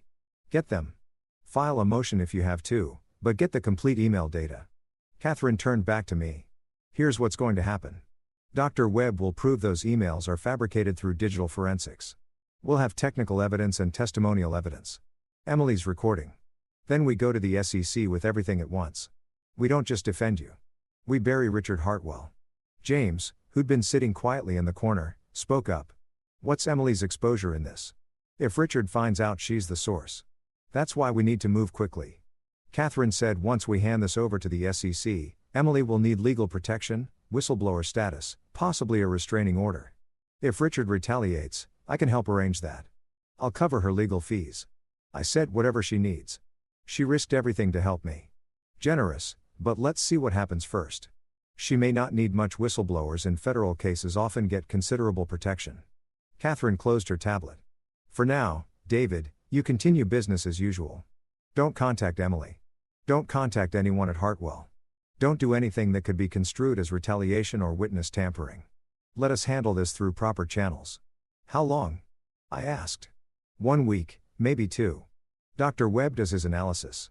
We package everything together and we present it to Brennan with a formal complaint against Hartwell Industries for filing a fraudulent SEC claim.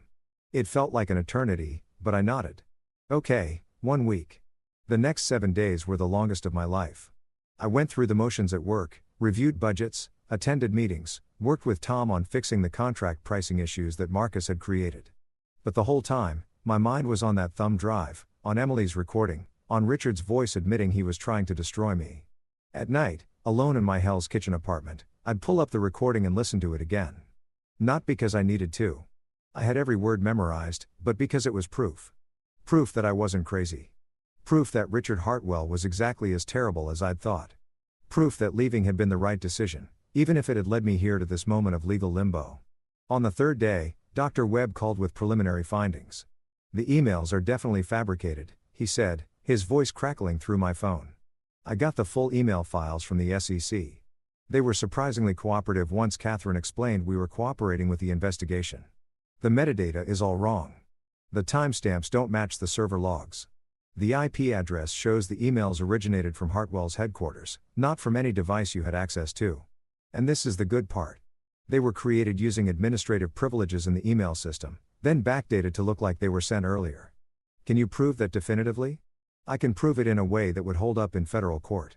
The digital fingerprints are all over this thing. Whoever did it, this Brandon guy from the recording, he's competent enough to fool a casual observer, but not competent enough to fool a real forensic analysis. He left traces everywhere. How soon can you have a full report? 2 days. I want to be thorough, but Catherine should know. This is slam dunk evidence. Richard Hartwell is going down for this. I called Emily from a burner phone I'd bought specifically for this purpose. Catherine's advice to avoid creating any traceable communication. It's David, I said when she answered. I can't talk long, but I wanted you to know the recording you gave me. It's working. The forensics expert confirmed the emails are fake. We're going to the SEC within a week. There was a long pause. I'm scared, David. I know, but Catherine Reeves, my lawyer, she's going to help protect you. Whistleblower status, legal protection, everything you need. It's not legal protection I'm worried about. It's my family. My mother called yesterday. She knows something is wrong.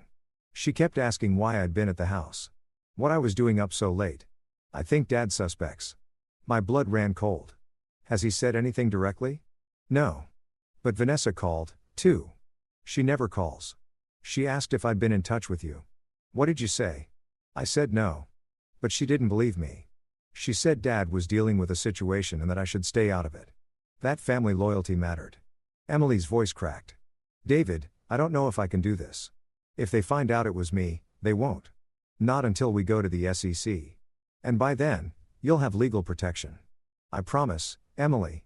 I won't let him hurt you. He's my father. I know. But what he's doing is wrong. You know that. That's why you came to me. Another long pause then. Okay. But David, when this is over, I don't think I can go back to the family. I mean, this is going to break everything. I know. I'm sorry.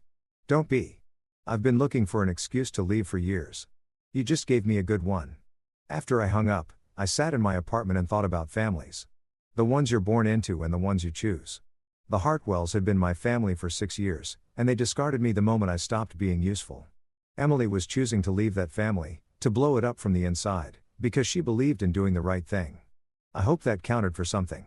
I hoped it would be enough when everything came crashing down. On day 6, Catherine called an emergency meeting. Brennan wants to meet again. She said, tomorrow. He says he has new evidence. My stomach dropped. What kind of evidence? He didn't say. But David, I need you to trust me here. We go in, we listen. We don't volunteer anything. Dr. Webb's report will be ready by tonight. We're almost there. The meeting was set for 10 a.m. at the SEC's New York field office, a nondescript building in Lower Manhattan that looked like every other federal office building. All security checkpoints and fluorescent lighting and the particular smell of government bureaucracy. Brennan met us in a conference room with another investigator, a woman named Sandra Pacheco, who introduced herself as his supervisor. That was the first warning sign supervisors didn't attend routine interviews. Mr. Chen, thank you for coming in, Brennan said, his tone more formal than it had been during his office visit. This is Supervisory Agent Pacheco. She's taken an interest in your case. Why? Catherine asked bluntly. Pacheco smiled slightly. Because it's gotten complicated. Mr. Chen, we've completed our preliminary analysis of the emails that formed the basis of Hartwell Industries' complaint against you. I kept my expression neutral, but my heart was racing. And Catherine prompted, and we've found significant irregularities. The emails appear to have been created after the dates they claim to have been sent. The metadata doesn't match the content. The IP addresses are inconsistent with Mr. Chen's known devices and locations. Pacheco slid a folder across the table. In short, we believe these emails were fabricated. Catherine and I exchanged the briefest glance. She'd been right. The SEC had figured it out on their own. That's what we've been trying to tell you, I said carefully. We know, and we owe you an apology for the inconvenience of this investigation. Pacheco's tone was professional, but there was something else underneath anger. Maybe or disgust. However, this raises a more serious question. Who fabricated these emails and why? That's obvious, isn't it? I said. Richard Hartwell filed the complaint. Richard Hartwell provided the emails. They came from Hartwell Industries' email system. We're aware, which is why we're now opening a criminal investigation into Hartwell Industries for filing a false complaint, fabricating evidence, and obstruction of justice. Pacheco leaned forward. Mr. Chen, I need to ask you directly. Do you have any information about how these emails were created? Any knowledge of who at Hartwell might have been involved? This was it. The moment we'd been waiting for. Catherine spoke before I could. Agent Pacheco, before my client answers that, I need certain assurances. If Mr. Chen provides you with evidence regarding the fabrication of these emails, evidence that leads to criminal charges against Hartwell Industries, will he be protected from any retaliation? He's already protected as a complainant in a federal investigation. If he becomes a witness in a criminal case, those protections expand considerably. And what about other witnesses? If there are individuals at Hartwell who can provide testimony about the fabrication, what protections can you offer them in the fabrication? One pretty sense, Pacheco's eyes sharpened. We have a robust whistleblower protection program. Anyone who comes forward with evidence of corporate fraud receives protection from retaliation and in some cases financial rewards if their information leads to successful prosecution or settlement. Catherine pulled out a flash drive, not Emily's original, but a copy Dr. Webb had made and certified.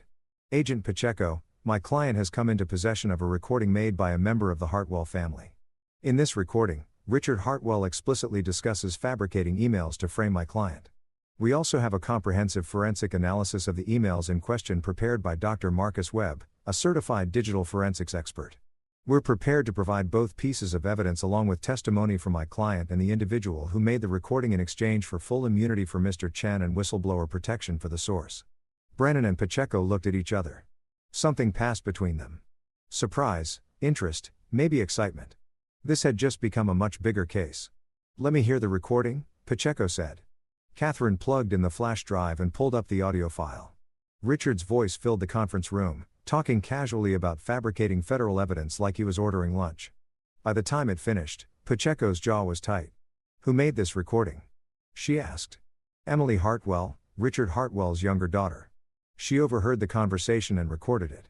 She came to my client because she believed what her father was doing was wrong. Where is she now? Safe and willing to testify, provided she receives appropriate protection. Pacheco stood up, started pacing. This is significant. If we can corroborate this recording with the forensic evidence, we have a case for multiple felonies, conspiracy to commit fraud, obstruction of justice, filing false statements to a federal agency. She turned to Brennan. Get legal on the phone. We need witness protection agreements drafted immediately. What about my client? Catherine asked. Your client is no longer under investigation. As of right now, he's a witness. And Miss Hartwell, assuming her testimony holds up, will be treated as a whistleblower with full protections. Pacheco sat back down, her demeanor completely changed. Mr. Chen, I need you to tell me everything. Every interaction with Richard Hartwell, every detail about your employment at Hartwell Industries, everything that led up to this moment. Don't leave anything out. So, I told her all of it. The 6 years of overwork and underpay. The vacation Richard had approved and then used as an excuse to fire me. The separation agreement and the divorce. The suspicious life insurance policy that had been increased right before I was sent on increasingly dangerous site visits. The flowers with the threatening note. Everything. Catherine stopped me when I got to the life insurance policy. Wait, go back to that $15 million policy increased from $2 million 8 months before you were terminated. Yes, I found out when I was reviewing Hartwell's financial documents in Paris. James had given me public analysis and I noticed the disclosure about Keyman insurance policies and their bond offering documents. Pacheco and Brennan exchanged looks again. Mr. Chen, Pacheco said carefully. If Richard Hartwell substantially increased your life insurance policy and then began placing you in increasingly dangerous situations, that could suggest attempted murder, Catherine finished. Or at minimum, reckless endangerment. My hands were shaking. Hearing someone else say it, hearing a federal agent acknowledge that my paranoia might have been justified made it real in a way it hadn't been before. Do you have documentation of these site visits? Brennan asked. Emails assigning you to inspect facilities, visit warehouses, that kind of thing. I might. I'd have to check my old email archives. Check them. And Mr. Chen, don't go anywhere alone until we've talked to Richard Hartwell. If he's desperate enough to fabricate federal evidence, he's desperate enough to do something much worse. We left the SEC office 2 hours later with immunity agreements for me, whistleblower protection for Emily, and an active criminal investigation into Richard Hartwell and Hartwell Industries. In the car back to Apex, Catherine was on her phone coordinating with Emily's new legal team. I sat in the back seat watching New York slide past the windows, feeling like I was in someone else's life. David, Catherine said when she'd finished her call. You did good today.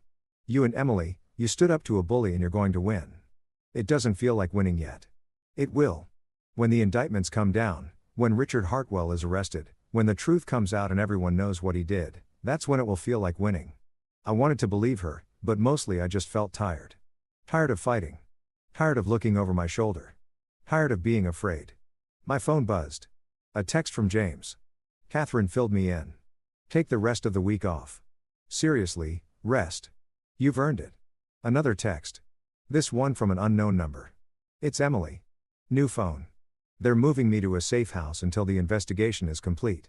Thank you for believing me and for protecting me. I replied, thank you for being brave enough to do the right thing. Stay safe. That night, I sat in my apartment with a glass of wine, not expensive Paris wine, just a decent Pinot Noir from the bodega down the street, and I thought about justice. For 6 years, I'd believed that working hard and being loyal would be enough. That Richard Hartwell would eventually see my value and reward it. That the system was fair, that good things happen to good people, that patience was a virtue. I'd been wrong about all of it. The system wasn't fair. Good things didn't happen to good people. Good things happened to people who fought for them. And patience wasn't a virtue. It was just another word for accepting less than you deserved. Richard Hartwell was about to learn that lesson the hard way and I was going to watch him fall. The news broke on a Tuesday morning. 3 weeks after my meeting with the SEC, I was in my office reviewing quarterly projections with Alex when Sarah burst through the door without knocking, a first for her, which told me immediately that something major had happened. Turn on CNBC, she said, already grabbing the remote for the television mounted on my wall. Right now. The screen flickered to life, showing a news anchor with the kind of serious expression reserved for market crashes and CEO arrests. Behind her, a chyron scrolled across the bottom. Breaking. Manufacturing CEO arrested on federal fraud charges. Richard Hartwell, CEO of Hartwell Industries, was taken into custody this morning by FBI agents at the company's Connecticut headquarters. Federal prosecutors have charged Hartwell with conspiracy to commit fraud, obstruction of justice, and filing false statements to the Securities and Exchange Commission. According to the indictment, Hartwell allegedly fabricated emails to frame a former employee in an attempt to damage that employee's career and harm a competitor. Alex let out a low whistle. Holy, the footage cut to shaky cell phone video of Richard being walked out of the Hartwell Industries building in handcuffs. FBI agents on either side of him. His face was red, his mouth moving, probably yelling, though there was no audio. Behind him, I could see employees watching from the windows, their expressions shocked. Joining us now is legal analyst Jennifer Kwan. Jennifer, how serious are these charges? Very serious, Tom. We're talking about multiple federal felonies here. Conspiracy to commit fraud carries up to 5 years in prison. Obstruction of justice, another 5 years. Filing false statements to a federal agency. Another 5. If convicted on all counts, Richard Hartwell could be looking at 15 to 20 years in federal prison. My phone started ringing. James, then Catherine, then a number I didn't recognize. Then another. Sarah muted the TV. I'm guessing you knew this was coming. I knew it was possible. I didn't know it would be today. The phones are going crazy. Every business reporter in New York wants a statement. What should I tell them? Tell them no comment for now.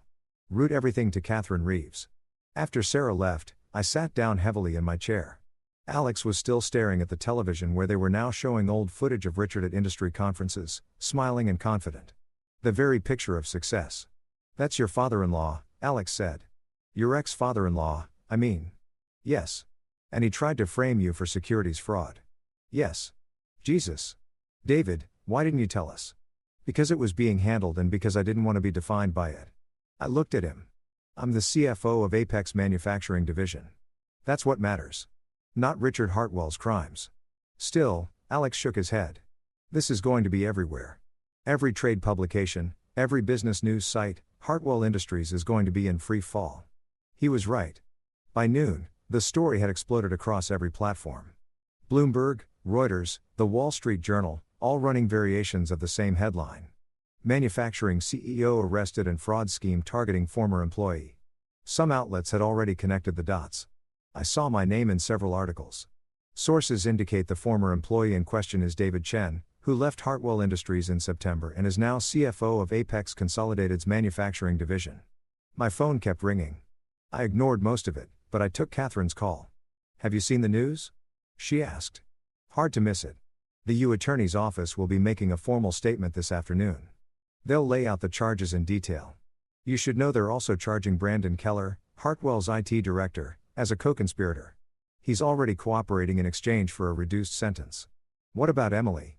Safe?" "The whistleblower protection is holding. Her name hasn't been mentioned in any public filings, and it won't be unless she chooses to go public. Right now, she's the SEC's star witness, and they're keeping her identity sealed." "Has Richard said anything?" His lawyer issued a statement calling the charges baseless political persecution and insisting he'll be vindicated. Standard stuff. "But David, the evidence is overwhelming. The recording, the forensic analysis, Brandon's testimony. The prosecutor told me this morning they have him dead to rights." "When's the trial?" "Probably not for months. These things take time, but the arraignment is tomorrow. He's being held without bail because the prosecutor argued he's a flight risk. He has significant assets and international business connections. The idea of Richard Hartwell spending the night in jail was almost impossible to imagine. He was a man who stayed in 5-star hotels and flew first class. The closest he'd come to roughing it was probably business class on a transatlantic flight." "How are you doing?" Catherine asked. "Really? I don't know. I thought I'd feel triumphant. Instead, I just feel tired. That's normal. This has been a lot. But David, you won. He tried to destroy you, and instead he destroyed himself. That means something. After we hung up, I tried to focus on work, but it was impossible. Every few minutes, Sarah would buzz to tell me about another call, another reporter, another request for comment. Finally, at 2 o'clock, James appeared in my doorway. "Walk with me," he said. We took the elevator down to the ground floor and walked out into the crisp November air. James led us to a small park 2 blocks from the office, one of those pocket green spaces, Manhattan, sprinkled between buildings like an afterthought. "You're handling this well," he said as we sat on a bench. "I'm pretending to handle it well. There's a difference." "Fair enough. Listen, I want you to know that Apex is your back on this. Whatever you need, media training, security, legal support, it's yours. We don't abandon our people when things get complicated. I appreciate that, but I also need to know, are you okay to keep working? Because if you need time, if this is too much, I want to work." I interrupted. "I need to work. If I sit at home thinking about this, I'll go crazy. At least here I have something productive to focus on." James nodded. "Okay, but the offer stands. Doors always open." We sat in silence for a moment, watching pigeons squabble over a discarded sandwich. "You know what the irony is?" I said. "I never wanted revenge. I just wanted to be left alone. I wanted to do my job, build a career, move on with my life. Richard's the one who couldn't let it go. Men like Richard never can. They see everything as a competition. Everyone is either a threat or a tool. You stopped being useful, so you became a threat. It's that simple to them. What happens to Hartwell Industries now? Chaos, probably. Board will likely force Richard out. Even if he's not convicted, the optics are too damaging. They'll bring in a crisis management team, try to steady the ship. Some of their clients will leave. Stock price will tank. It'll be ugly." "Good," I said, and meant it. That evening, I went back to my apartment and found a package waiting outside my door. No return address, just my name written in familiar handwriting. Vanessa's handwriting. I carried it inside, set it on the kitchen counter, and stared at it for a long moment before opening it. Inside was a jewelry box and a letter. The jewelry box contained my wedding ring, the simple gold band I'd left on the bathroom counter the day I'd moved out. I'd wondered what happened to it. Apparently, Vanessa had kept it. The letter was written on expensive cream stationery, the kind she'd always used for thank you notes and formal correspondence. "David, I'm writing this because I don't have the courage to say it to your face. I'm sorry for all of it. For how my family treated you, for how I treated you, for not standing up for you when it mattered. I knew about the emails. Not before Dad had them created, but after. He told me what he'd done. Told me it was necessary to protect the company, to protect our family. And I didn't stop him. I should have. I should have gone to you, warned you, done something. Instead, I stayed silent because that's what we H. Hartwells do. We protect the family no matter who gets hurt. I saw the news this morning. I saw Dad being arrested and I felt relief. Not sadness, not anger, relief. Because maybe now he'll finally face consequences for the things he's done. Not just to you, but to so many others over the years. I don't expect forgiveness. I don't even want it. I just wanted you to know that you were right to leave. Right to stand up for yourself. Right to refuse to be small so we could feel big. I hope you're happy at Apex. I hope you found what you were looking for. I'm sorry it took me this long to see what you saw all along, that my family is broken. And I was too scared to admit it, Vanessa. I read the letter 3 times, looking for sarcasm or manipulation, but found only honesty. It was perhaps the most genuine thing Vanessa had ever said to me. I put the ring back in the box and set it on a shelf in my closet. Maybe someday I'd throw it away. Maybe I'd sell it. For now, it could stay there, a reminder of the man I used to be and the life I'd escaped. The next morning, I woke up to my phone buzzing with news alerts. Richard's arraignment was happening at 10 a.m. and apparently, the media circus was already in full swing outside the federal courthouse. I wasn't planning to go. What would be the point? But at 9:30, Catherine called. I'm at the courthouse. She said Emily's here. She wants to see you. Is that safe? If Richard sees her, he won't. She's in a secure witness area. But David, she's scared. She asked if you could come. You don't have to, but I'll be there in 20 minutes. I told Sarah to cancel my morning meetings, grabbed my coat, and caught a cab to the courthouse. The scene outside was exactly what I'd expected. News vans, reporters with microphones, protesters with signs I couldn't read from the cab. Catherine met me at a side entrance and led me through security to a small room on the 3rd floor. Emily was sitting at a table, her hands wrapped around a cup of coffee that had probably gone cold an hour ago. She looked exhausted, like she hadn't slept in days. When she saw me, she stood up. David, thank you for coming. Of course. How are you holding up? I'm terrified. The prosecutor keeps telling me I did the right thing, that I'm protected, that everything will be okay, but my mother won't speak to me. Vanessa sent me a text calling me a traitor. Thomas, he's the only one who's been decent. He said he understood why I did it, but that I couldn't come to any family events anymore because it would upset Dad. I wanted to say something comforting, but what could I say? She'd burned her family to the ground to do the right thing. There were consequences to that, and platitudes wouldn't make them hurt less. I'm sorry, I said instead. I know this is hard, but you saved my life, Emily. If you hadn't come forward, Richard would have destroyed me. Maybe literally. So, whatever happens, whatever you lose, you did the right thing. Did I? Because right now, it feels like I just blew up my entire life for nothing. Not for nothing. For justice, for truth, for the principle that powerful people shouldn't get away with destroying others just because they can. I sat down across from her. Your father tried to frame me for federal crimes. He increased my life insurance policy and sent me into dangerous situations. He fabricated evidence and filed false complaints. That's not family loyalty. That's criminal behavior. And you stopped him. Emily's eyes filled with tears. He's still my father. I know. And that makes what you did even braver. Catherine knocked on the door frame. They're bringing Richard in. Arraignment starts in 5 minutes. Emily, you don't have to watch if you don't want to. I do, Emily said, wiping her eyes. I need to see it. I need to know this is real. We went to the gallery, Catherine, Emily, and me. The courtroom was packed with reporters, Hartwell Industries employees, and curious onlookers. I recognized some faces from my time at the company. Jennifer, Richard's assistant, sitting in the back row looking shell-shocked. Marcus, the security guard, who nodded at me solemnly. A few board members I'd presented to over the years, all looking grim. And then they brought Richard in. He was wearing the same suit from yesterday, slightly rumpled now, without a tie. His hands were cuffed in front of him. His face was drawn, his famous confidence nowhere in evidence. He looked smaller than I remembered, older, almost fragile. The judge entered and we all stood.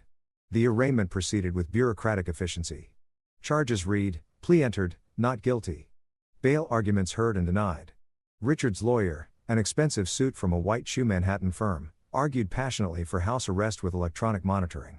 The prosecutor countered that Richard had the means and motive to flee the country. The judge sided with the prosecutor. Richard Hartwell would remain in federal custody pending trial. I watched Richard's face as the judge made her ruling. For just a moment, his mask slipped and I saw genuine fear. He was going to spend months in jail, maybe years, maybe the rest of his life, and he'd done it to himself. When they led him out of the courtroom, he looked up at the gallery. His eyes swept across the crowd and landed on Emily. Recognition flashed across his face, then shock, then rage. He knew. Somehow he knew it had been her. Emily grabbed my hand, her grip tight enough to hurt, but she didn't look away. She stared at her father, and her father stared back. And in that moment, something broke between them that could never be repaired. Then he was gone. Back through the door that led to the holding cells. We left the courtroom in silence. Outside, the reporters were shouting questions, but Catherine steered us away through a back corridor and out to a waiting car. "It's done," Catherine said once we were safely inside. "He's in custody. The trial will take months, but the evidence is solid. He's going to prison, David. It's over." But it didn't feel over. It felt like the beginning of something else, something I didn't have a name for yet. Emily leaned her head against the window. "I need to leave Connecticut. I can't stay here anymore. Everyone knows what I did. Everyone hates me." "Not everyone," I said. "I don't. Catherine doesn't. And there are people out there who are going to see you as a hero for standing up to corruption." "I don't feel like a hero. I feel like an orphan."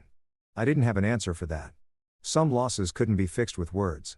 Catherine dropped me back at Apex and I went up to my office in a daze. The television was still on, muted, showing footage of the courthouse. My phone had 43 missed calls. James appeared in my doorway. "You okay?" "No," I said honestly. "But I will be good. Because we have a company to run and I need my CFO focused." "Think you can do that?"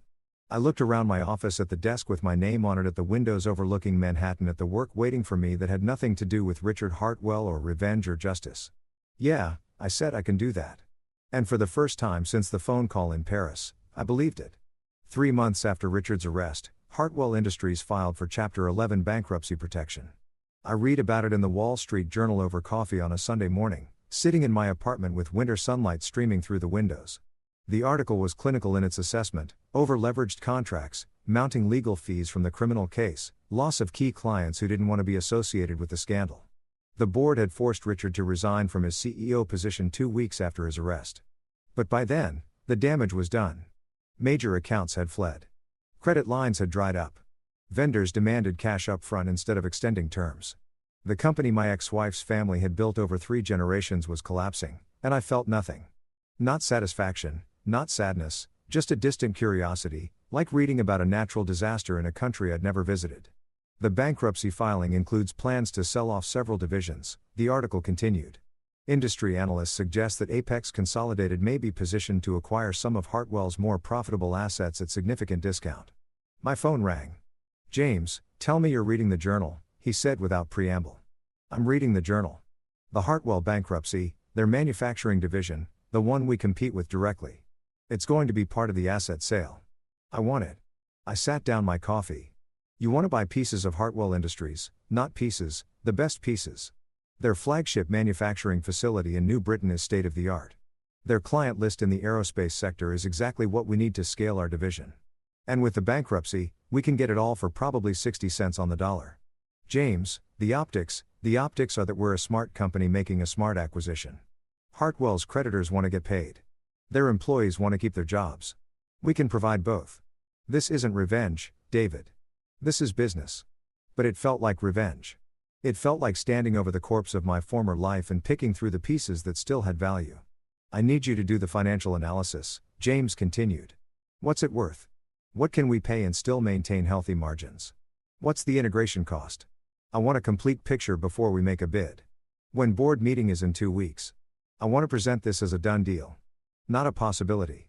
Can you do it?" I looked at the article again, at the photo of the Hartwell Industries building where I'd spent 6 years of my life. At the employees quoted as saying they were hopeful someone would buy the company and save their jobs. People like Jennifer, like Marcus the security guard, like the analysts I'd trained and the accountants I'd worked with. They didn't deserve to lose their jobs because Richard Hartwell was a criminal. "I can do it," I said. "But I have conditions." "Name them." "If we acquire the division, we honor the existing employment contracts. No mass layoffs, no gutting the workforce to reduce costs. These people didn't do anything wrong. They don't deserve to be punished because their CEO was a criminal." There was a pause. "Agreed. Anything else?" "I don't want to be the face of this acquisition. Put someone else in charge of the integration. I'll do the analysis. I'll advise on strategy, but I'm not walking into that building as the conquering hero.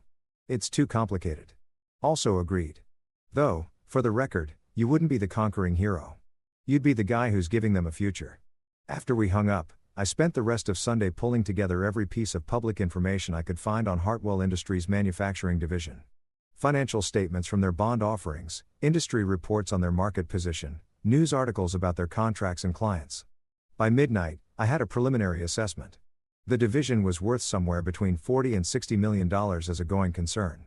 But in bankruptcy, with the taint of scandal and the pressure to liquidate quickly, we could probably acquire it for $35 million. It was a steal. It was also deeply strange to be putting a price tag on a piece of my former life. Monday morning, I assembled my team, Margaret, Alex, Tom, and Patricia, and laid out the project. We're conducting acquisition due diligence on Hartwell Industries' manufacturing division. I said, I need complete financial analysis, profitability by product line, customer concentration risk, contract portfolio review, integration cost estimates. We have 2 weeks. Tom's eyes went wide. Hartwell, your former employer, Hartwell, the same. Are we? Is this? Alex struggled for words. Is this weird for you? Extremely, but it's also good business. So, let's focus on the business part and try to ignore the weird part. We dove in. The bankruptcy court had made Hartwell's financial records public as part of the filing, which meant we had access to data I'd never been allowed to see when I actually worked there. Detailed profit and loss statements by division, complete customer lists, contract terms and schedules, equipment inventories, employee compensation data. It was like performing an autopsy on something that was still technically alive but dying. Jesus, Margaret said on day 3, looking at a spreadsheet of contract margins. They were losing money on almost everything. How did they stay in business this long? Creative accounting, I said, and Richard's willingness to lie to the board about actual performance. They kept winning new contracts to generate cash flow, but each contract lost money, so they needed more contracts to cover the losses. Classic death spiral, except for the aerospace division, Tom noted. That's actually profitable. Good margins, solid contracts, excellent equipment. If we stripped away everything else and just bought this piece, that's exactly what we're going to do. I said James wants the aerospace division, not the whole mess. We let someone else buy the money-losing pieces. The work was intense but straightforward. Unlike the chaos at Hartwell, where I'd been constantly fighting for resources and authority, at Apex, I had everything I needed. A competent team, adequate time, access to information. It was a reminder of how much easier work was when people actually wanted you to succeed. On day 7, Catherine Reeves called with an update on Richard's case. Trial date is set. She said June 15th. The prosecutor is pushing for a speedy trial and Richard's legal team couldn't get it delayed any longer. Also, there's been a development with Emily. My stomach tightened. What kind of development? She's going public. There's going to be a 60 Minutes interview airing next Sunday. She's going to talk about why she came forward, what she witnessed, what it cost her. The producer reached out to me for comment. They want to interview you, too. Absolutely not. That's what I told them. But David, you should know this is going to bring everything back into the spotlight. Emily's brave for doing this, but it means more media attention, more questions, more scrutiny. Is she safe? If she goes public, she has security. The FBI is taking threats seriously, especially given Richard's resources and connections, but she feels like she needs to do this. She wants people to understand why she made the choice she made. I thought about Emily in that courthouse, watching her father being led away in handcuffs, about the text from Vanessa calling her a traitor, about how she'd said she felt like an orphan. She's trying to take back the narrative. I said, exactly. Instead of being the daughter who betrayed her family, she's the whistleblower who stood up to corruption. It's smart, actually. Difficult, but smart. Sunday night, I watched the 60 Minutes interview alone in my apartment. Emily looked different, older somehow. Though it had only been a few months, she sat in a nondescript room, hands folded in her lap, and told her story with a quiet dignity that made my chest ache. People ask me how I could betray my own father, she said to the interviewer.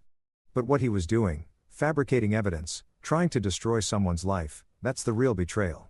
He betrayed every principle he claimed to believe in. Family values, integrity, honesty.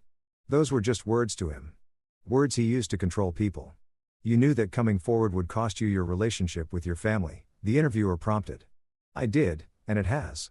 My mother won't speak to me. My sister sent me one text message in 3 months, and it was to tell me I was dead to her. My brother tries, but he's caught between loyalty to them and I don't know, maybe basic human decency. Emily's voice cracked slightly, but I had to ask myself, what kind of person would I be if I stayed silent? If I knew my father was trying to send an innocent man to prison and I did nothing. David Chen, your father's former employee. You knew him? I knew him. He was always kind to me. Remembered my birthday. Asked about my studies. Treated me like a person instead of a prop. That shouldn't be remarkable, but in my family, it was. She looked directly at the camera. David didn't deserve what my father tried to do to him, and I wasn't going to be complicit in that destruction. The interview went on for another 10 minutes with Emily describing the recording, the decision to come forward, the aftermath. She was articulate and composed, but I could see the cost in her eyes. The grief of losing her family. The fear of what came next. The loneliness of having made an impossible choice. When it ended, my phone immediately started buzzing. James telling me the interview was powerful. Catherine checking if I was okay. Sarah sending a simple message.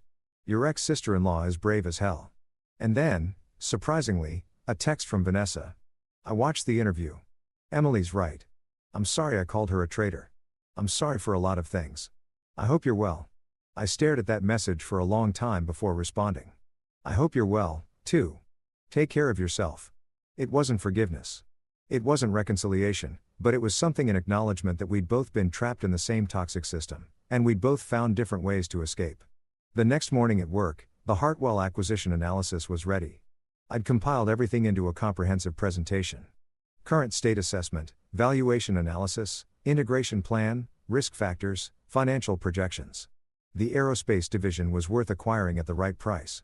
Everything else was a dumpster fire we should avoid. James reviewed it in his office, nodding as he flipped through the slides. This is excellent work, he said. Exactly what I needed. Board meeting is Thursday. I'll present this, and if they approve, we'll submit a bid by end of week. What if Hartwell's board rejects our bid? There's bad blood there. They're in bankruptcy. They don't get to reject good faith offers based on personal feelings. The bankruptcy trustee will evaluate all bids based on value and likelihood of closing. We'll be competitive on both fronts. What about Richard? Even from jail, he might try to interfere. Richard doesn't get a vote anymore. He resigned as CEO and the board stripped his voting rights as part of the settlement with creditors. He's a defendant in a criminal case, nothing more. James closed the presentation. This is going to happen, David. And when it does, you're going to have saved dozens of jobs and built our division into a real powerhouse. That's something to be proud of. I wanted to feel proud. Instead, I felt like a scavenger picking over bones. Thursday's board meeting lasted 3 hours. James called me afterward with the news. Unanimous approval to bid $38 million for the aerospace division with employment guarantees for existing staff and a 90-day integration timeline. We're doing this, he said, and I could hear the excitement in his voice. We submit the bid tomorrow morning. If all goes well, we'll own it by end of March. That night, I couldn't sleep. I kept thinking about walking into that New Britain facility as part of Apex, about seeing Jennifer and Marcus and all the people who used to be my colleagues, about the strange circularity of it all, fired from Hartwell, hired by Apex, now facilitating Apex's acquisition of Hartwell. If someone had told me 6 months ago sitting on that Paris terrace that this is where I'd end up, I would have laughed or cried. I wasn't sure which. Around 2:00 a.m. I gave up on sleep and went for a walk. New York in winter in the middle of the night was a different city, quieter, harsher, more honest somehow. I walked through Hell's Kitchen down to Times Square, still bright and busy even at this hour. Then over to the Hudson River waterfront. I stood there looking at the water, thinking about all the versions of myself I'd been over the past year. The loyal employee who worked 60-hour weeks. The husband trying to be good enough. The man on vacation who laughed at his father-in-law and hung up the phone. The witness in a federal investigation. The CFO building something new. Which one was real? Maybe all of them. Maybe none of them. My phone buzzed. A text from Emily. Saw the news about the acquisition bid. I'm glad Apex is doing this. Those employees deserve better than what my family gave them. Thank you for taking care of them. I typed back. How are you doing? Really? Her response came a few minutes later.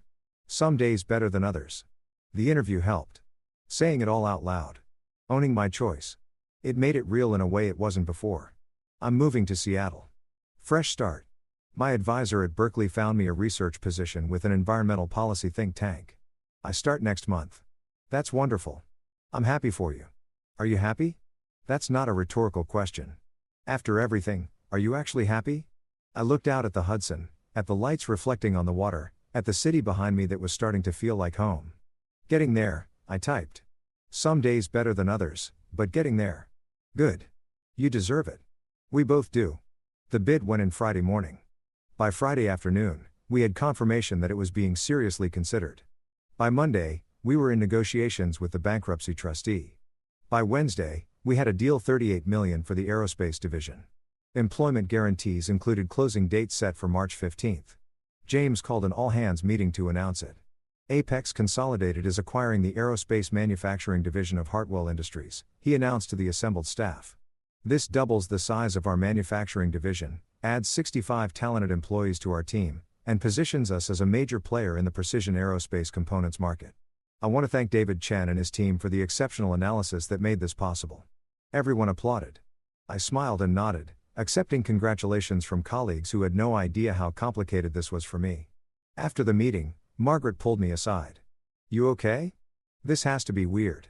Weird is an understatement. For what it's worth, you're handling it with a lot of grace. I would have burned the place down. I thought about it, decided this was better. She laughed. Revenge via legitimate business acquisition. Very classy, but it wasn't revenge. Or maybe it was, but a different kind. The kind where you win by building something better, not by destroying what came before. That night, I treated my team to dinner at a nice restaurant in Tribeca. My way of saying, thank you for 2 weeks of brutal work. We ate well, drank good wine, and for a few hours, I forgot about the complexity and just enjoyed the victory. On the cab ride home, my phone rang. An unknown number. I almost didn't answer, but something made me pick up. David Chen. A male voice unfamiliar. Speaking. This is Thomas Hartwell, Vanessa's brother. I hope you don't mind. I got your number from Emily. I sat up straighter. Thomas. Hi. What can I do for you? I wanted to thank you for the employment guarantees and the acquisition. My mother, she's been a wreck since the bankruptcy. Worried about all the people losing their jobs. When she heard that Apex was keeping everyone on, she actually cried with relief. It was the right thing to do. Those employees didn't do anything wrong. I know, but you could have gutted the place and no one would have blamed you. After what my father did to you, he trailed off. Anyway, thank you. And David, I'm sorry for all of it. The way our family treated you, the way I stayed silent when I should have spoken up, you deserved better. I appreciate that, Thomas. If you're ever back in Connecticut and want to grab coffee or something, I'd like that. No pressure, but yeah, I'd like that. After we hung up, I sat with that conversation, turning it over in my mind. The Hartwell family was fragmenting Emily gone to Seattle. Vanessa apologizing via text. Thomas reaching out. And at the center of it all, Richard sitting in a jail cell waiting for trial. I'd escaped that family. But they hadn't escaped the consequences of being that family. The wheel keeps turning, I thought. The wheel keeps turning and sometimes the people on top end up on the bottom and the people who were crushed find ways to rise. I was rising and I wasn't done yet. The trial lasted 3 weeks. I didn't attend. Catherine said I didn't need to. My deposition was entered as evidence and Emily's testimony was compelling enough without me sitting in the gallery as a reminder of Richard's crimes. So, I followed it through news reports and Catherine's daily updates, watching from a distance as the man who tried to destroy me was systematically taken apart by federal prosecutors. The verdict came on a Friday in late June. Guilty on all counts. I was in a meeting with aerospace suppliers when Sarah interrupted, holding up her phone with a news alert. The room went quiet as everyone checked their devices simultaneously. Sentencing in 60 days, Catherine texted. 15 to 20 years likely. It's over, David. You won. But it didn't feel like winning. It felt like closing a book I'd been forced to read. Relief that it was finished. Not joy at how it ended. That evening, James took me to the rooftop bar where we'd celebrated the Hartwell acquisition closing 3 months earlier. The aerospace division was already exceeding projections. The employees we'd kept had become some of our best performers. Marcus, the security guard, now ran safety protocols for our entire manufacturing division. To justice, James said, raising his glass. To new beginnings, I countered. We drank as the sun set over Manhattan, painting the sky in shades of gold and crimson. My phone buzzed. A text from Emily. Saw the verdict. How are you feeling? Free. I typed back and I meant it. That night, I stood in my apartment, no longer temporary, officially mine now, and looked at the life I'd built. Photos on the wall from a hiking trip with my team. Books I'd actually had time to read. A kitchen where I cooked dinner instead of eating takeout at my desk.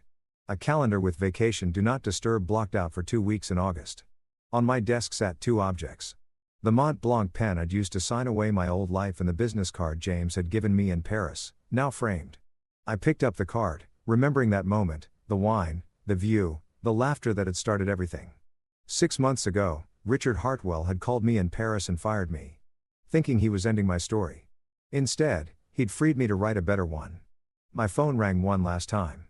Unknown number, I answered. Mr. Chen, this is Douglas Brennan, Sec. I wanted to personally thank you for your cooperation in the Hartwell case. Your testimony was instrumental. I'm glad I could help. There's one more thing. The Whistleblower Reward Program, you and Miss Hartwell are entitled to a percentage of the penalties assessed. It should be substantial. After he hung up, I laughed. Really laughed. The way I had on that Paris terrace. Richard had tried to destroy me with $15 million in life insurance. Instead, I'd helped destroy him and gotten paid for it.